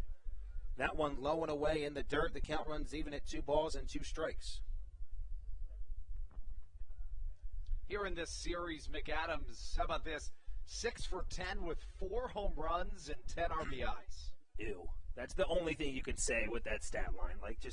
Man, that is mashing the ball. And mind you, the second half leader in the Atlantic League has just 7 home runs entering play. McAdams has 4 in the last 3 days. As Joe DeLuca fouls off a fastball to stay alive in the at-bat. It will stay at 2-2. On deck is Jake Marshall. He's in the designated hitter spot. As we see in the Blue Crabs bullpen, Carlos Diaz was warming up a little bit ago. Looks like that might still be him in the bullpen. Can't really tell from this angle. As Joe DeLuca rips that one into center field, McConnor Myers only takes a few steps as he's able to gobble that one up for the 3rd out of the inning, but not before the Blue Crabs put up 9 runs and hit 3 home runs in the bottom half of the 7th inning. This lineup is hot. The Crabs are steaming, and we're going to see some Carlos Diaz pitching when we come back on the Hometown Real Estate Broadcast Network.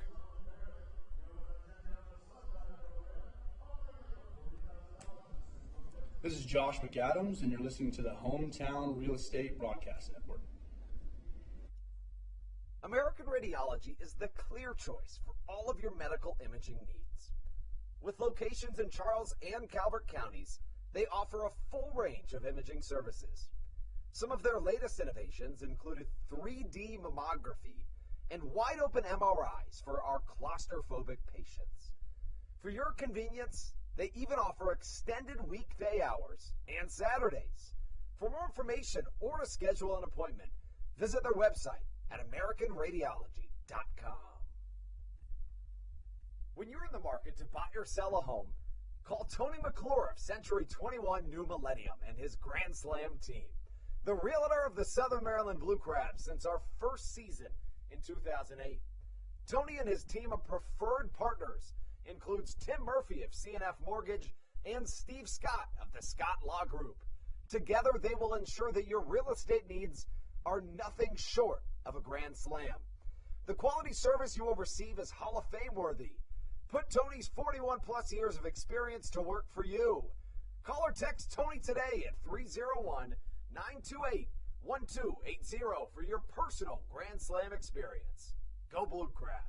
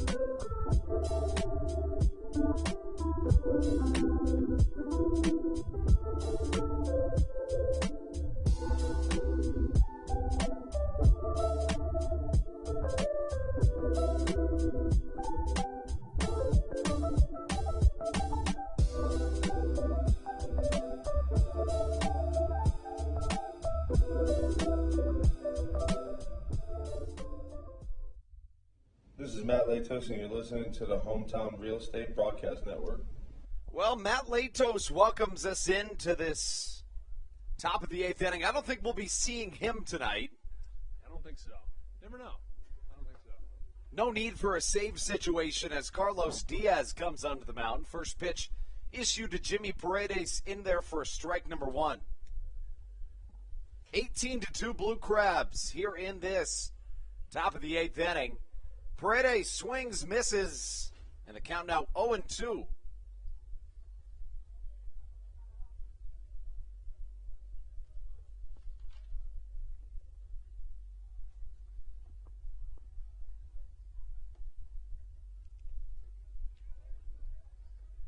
Fastball misses outside, and the count now 1-2. The numbers for Diaz on the year, 2-0 with a 5.79 ERA. Last appeared back on August the 14th against the Lexington Legends in the first day of this homestand.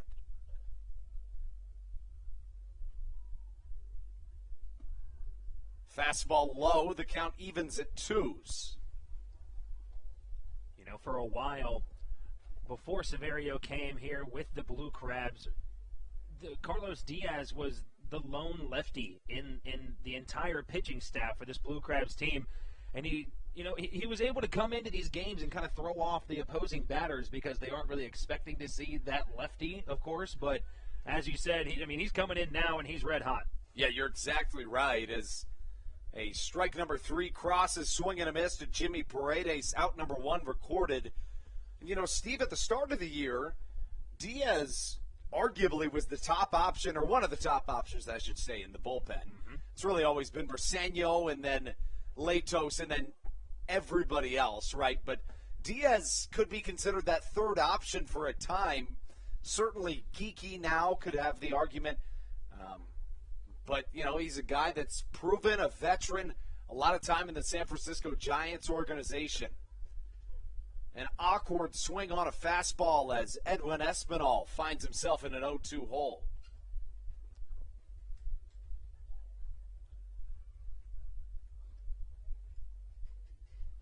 Left on right matchup here in the top of the 8th inning. Southern Maryland pounded home 9 runs in their half of the 7th.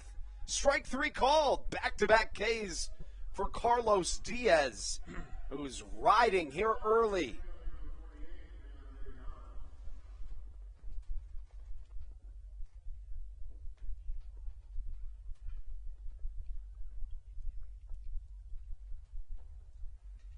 So back-to-back strikeouts bring up Liriano, number 48. The MLB veteran and former top prospect in all of professional baseball takes a curveball for a called strike. Southern Maryland in their last 2 games combined for 15 runs in the 7th inning. Off-speed pitch bounces in the dirt, and now the count 1-1. Diaz in his 10th season of professional baseball is first in the Atlantic League. The Southpaw joins the Blue Crabs after pitching in the San Francisco Giants organization from 2011 all the way through 2018.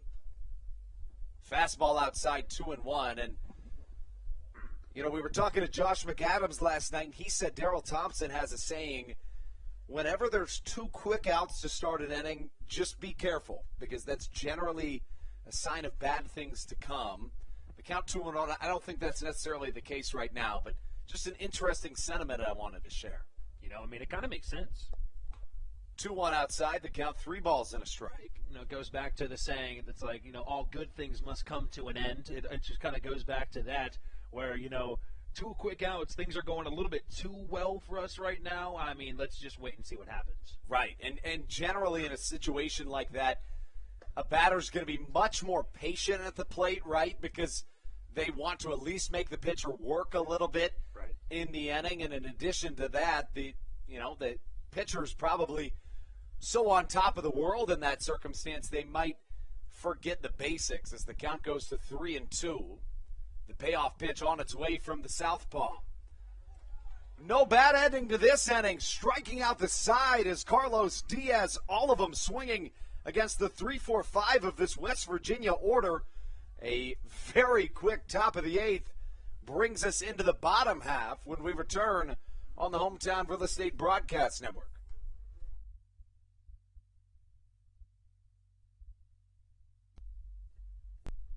Hey, Blue Crabs fans, make sure to visit the All-American Steakhouse and Sports Theater at 35 St. Patrick's Drive, right here in Waldorf, for some great food with great friends. Their steaks are fresh, hand-cut, in-house daily, as well as many other fresh seafood, chicken, and beef options. They offer outdoor and indoor dining, available each and every day, along with the same great menu to go if you would like. Please visit them online at www.theallamericansteakhouse.com. That's www.theallamericansteakhouse.com. You can also visit them on Facebook or Instagram. They have daily specials that you just can't pass up. Thank you, Blue Crabs fans. All Pawn is Southern Maryland's premier pawn shop and is the official pawn shop of the Southern Maryland Blue Crabs. Stop by and say hello today.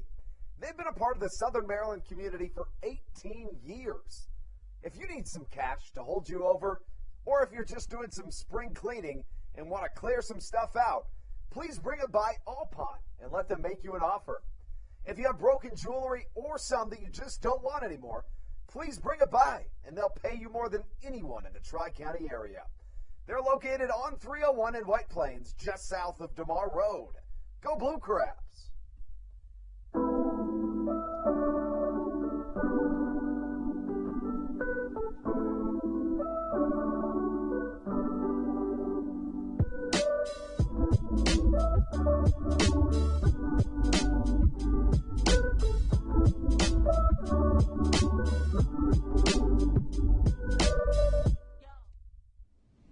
This is Patrick Baker, and you're listening to the Hometown Real Estate Broadcast Network. To the bottom of the 8th we go here in Southern Maryland. A couple of pinch hitters to be expected in this inning. One of them, of course, coming in that what was the designated hitter spot, comes in the form of Jake Marshall, who leads things off here in the bottom half of the 8th.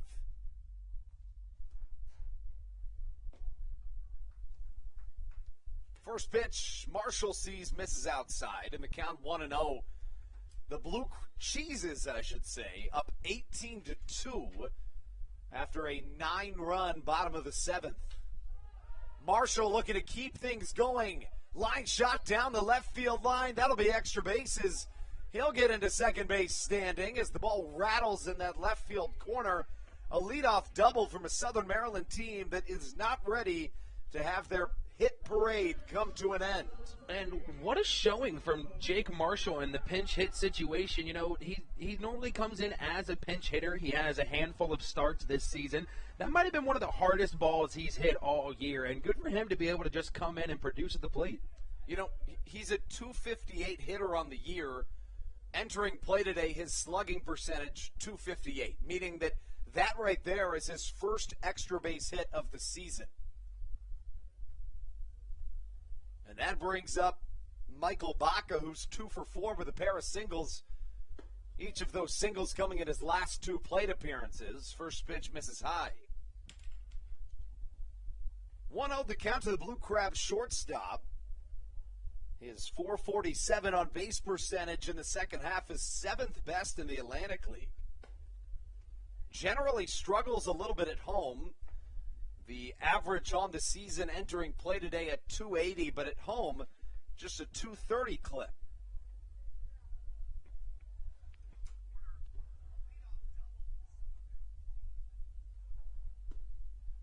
Fastball just outside once more, and quickly a 3-0 count from Dominic Betancourt. Mentioned Betancourt is technically a two-way player, it seems, but for the most part, he specializes as a positional player, as a 4-pitch walk is drawn from Baca, and a nightmare of a night for the West Virginia Power continues. You know, Austin, at this point, you're just trying to stop the bleeding, and with the top of the lineup coming up, that's going to be a difficult task for Betancourt and the Power. Right, and again, all these Blue Crabs players are still giving it everything they have. You know, this is a group of guys that, you know, wants to make sure they continue to put up strong offensive numbers. As Mike Camoin, a documentary maker, once said, he said his documentary was going to be called Out of This League. It's what these players want to do. Hibbert fouls one to the right side, 0-1 the count.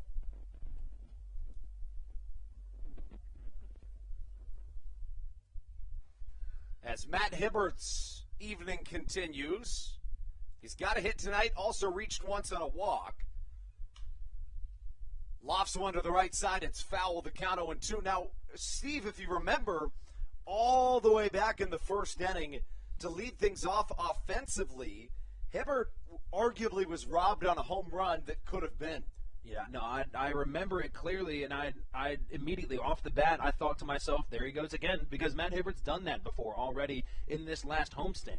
Throughout, you know, he's a fantastic leadoff batter, and he even brings the power with it.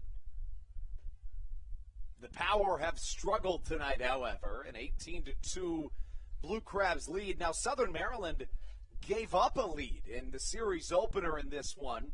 Came back with a 6-run 7th inning last night to secure a 5-7 victory. And then here tonight, really no question in the rubber match.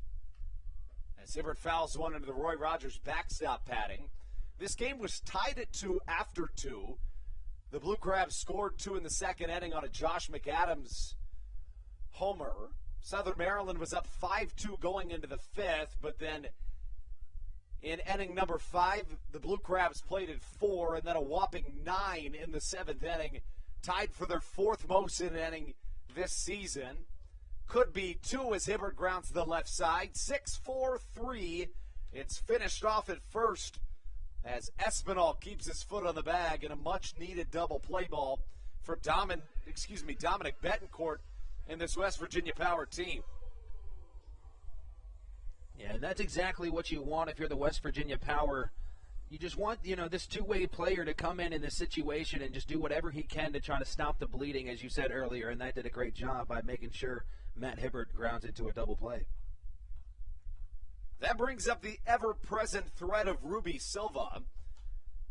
Silva hits one foul back over our heads in the Bayonet press box. I beg your pardon, Silva was subbed out earlier in this game.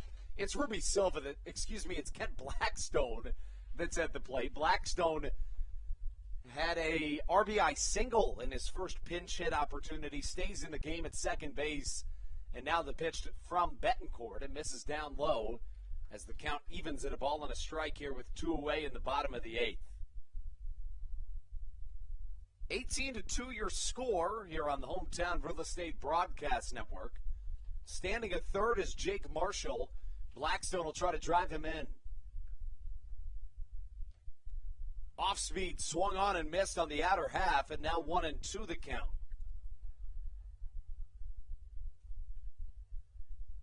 Southern Maryland has really taken advantage of those difficult situations with runners in scoring position, especially here at center. In comes Connor Myers to catch for out number 3.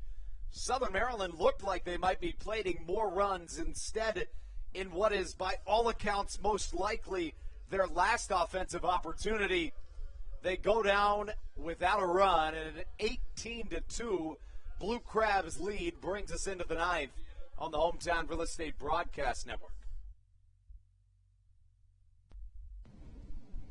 This is Daryl Thompson, and you're listening to the Hometown Real Estate Broadcast Network. When you're in the market to buy or sell a home, call Tony McClure of Century 21 New Millennium and his Grand Slam team. The realtor of the Southern Maryland Blue Crabs since our first season in 2008. Tony and his team of preferred partners includes Tim Murphy of CNF Mortgage and Steve Scott of the Scott Law Group. Together, they will ensure that your real estate needs are nothing short of a grand slam. The quality service you will receive is Hall of Fame worthy. Put Tony's 41-plus years of experience to work for you. Call or text Tony today at 301-928-1280 for your personal Grand Slam experience. Go Blue Crabs. Did you know that the Washington, D.C. metro area is the 5th most expensive place to live in the entire United States of America? Sometimes finding affordable housing in this area can feel impossible. If you're struggling to find affordable housing, look no further than the Villages of St. Charles by Ross Properties. You can visit them online at villagesatstcharles.com for more information today. Villages of St. Charles. They'll have you safe at home.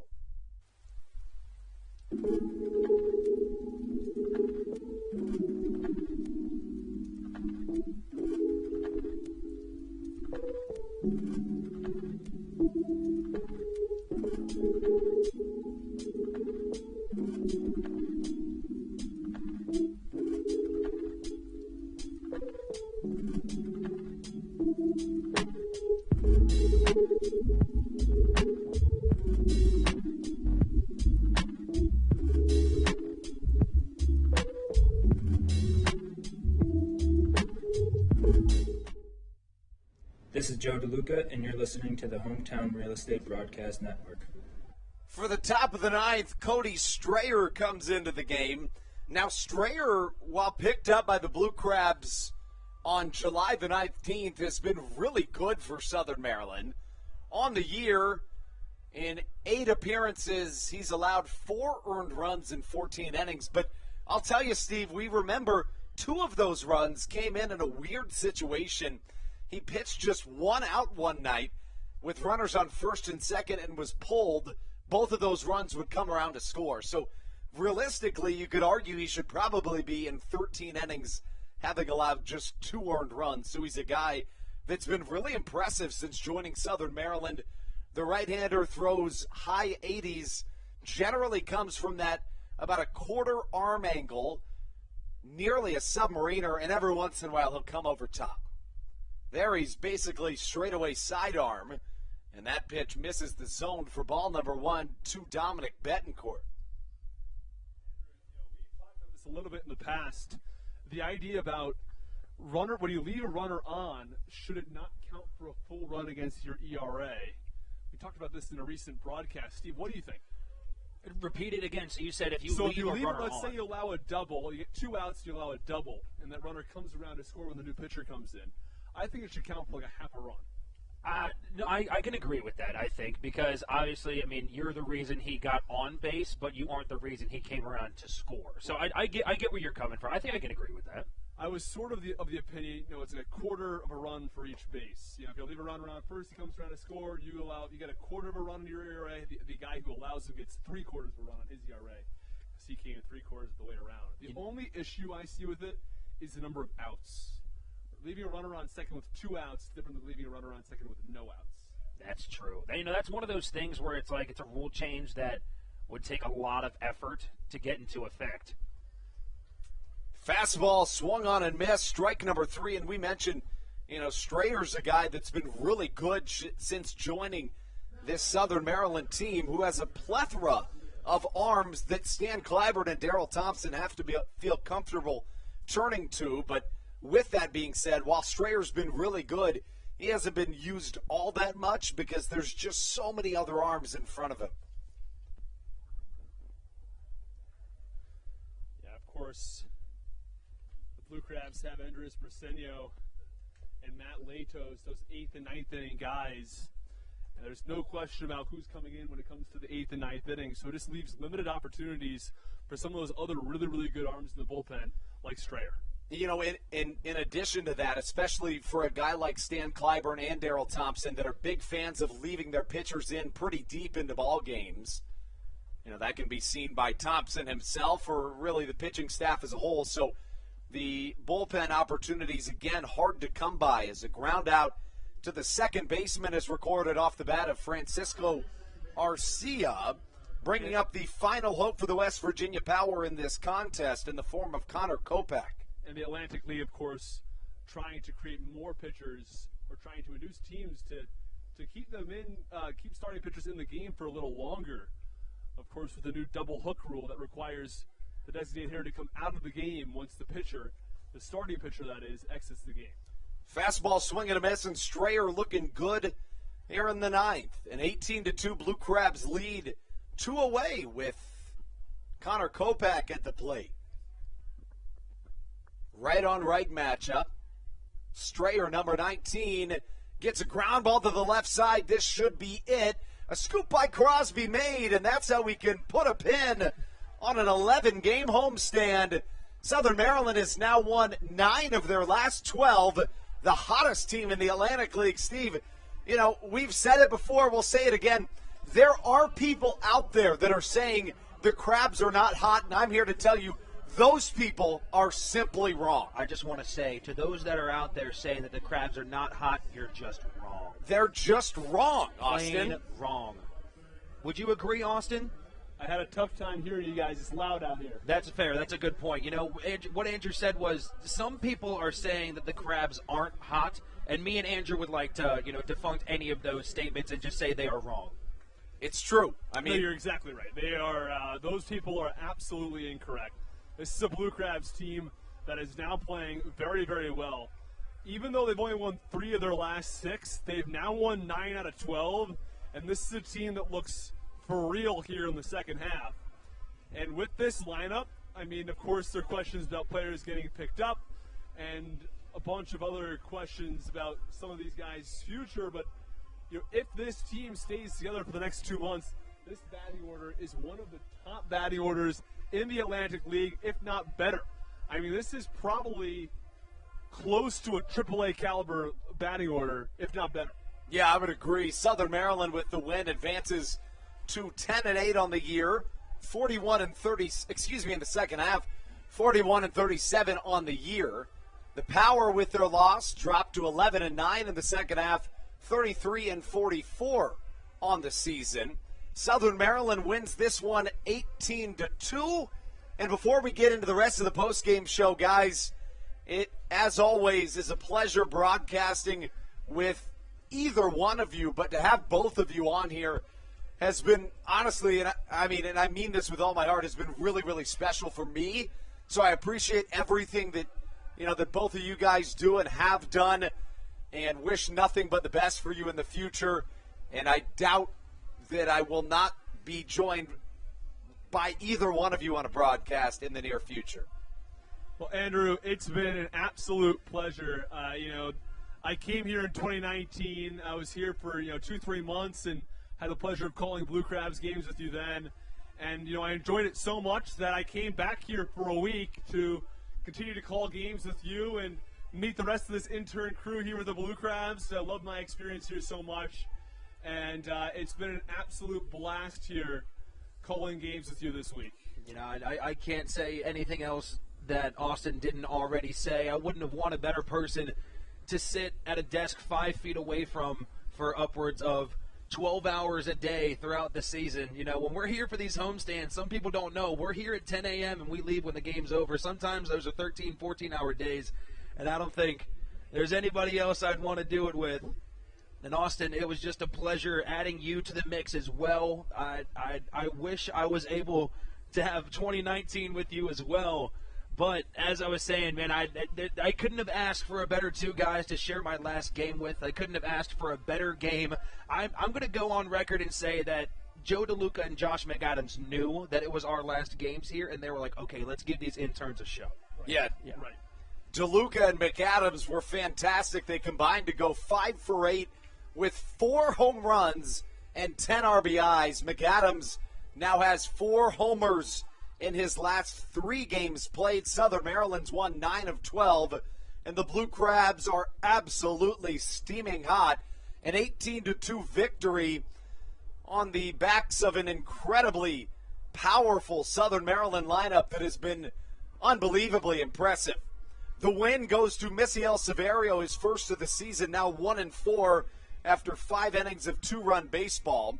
The loss to West Virginia's starter Junior Figueroa, who now falls down to 2-5 on the season. 2 1/3 innings, 6 hits, 5 runs, all earned, a walk and no strikeouts. Southern Maryland with 17 hits in this ball game, and it looks like all signs are pointing to the Blue Crabs taking sole possession of first place, with the Lancaster Barnstormers trailing the Legends late. Well, it couldn't be a much better way to end my time here than to see the Blue Crabs grab sole possession of first place. When I came in on Friday, they were tied with Lancaster and somehow managed on each and every one of those days to match the result of Lancaster. So finally, the Blue Crabs pick up the win. Lancaster gets the loss, and the Blue Crabs in first place, 10-8 the record in the second half, right? That's right, 10-8 in the second half, 41-37 on the season. Southern Maryland last night became one of 3 teams to reach that 40-win mark, and now up to 41. That's how we sign off at an 18-2 broadcast. Guys, it's been a blast. For Stevie Bowen and Austin Rooney, I'm Andrew Vanstra, wishing you well, thanking you for tuning in. As always, we leave you with a final note. Let's go, Blue Crabs.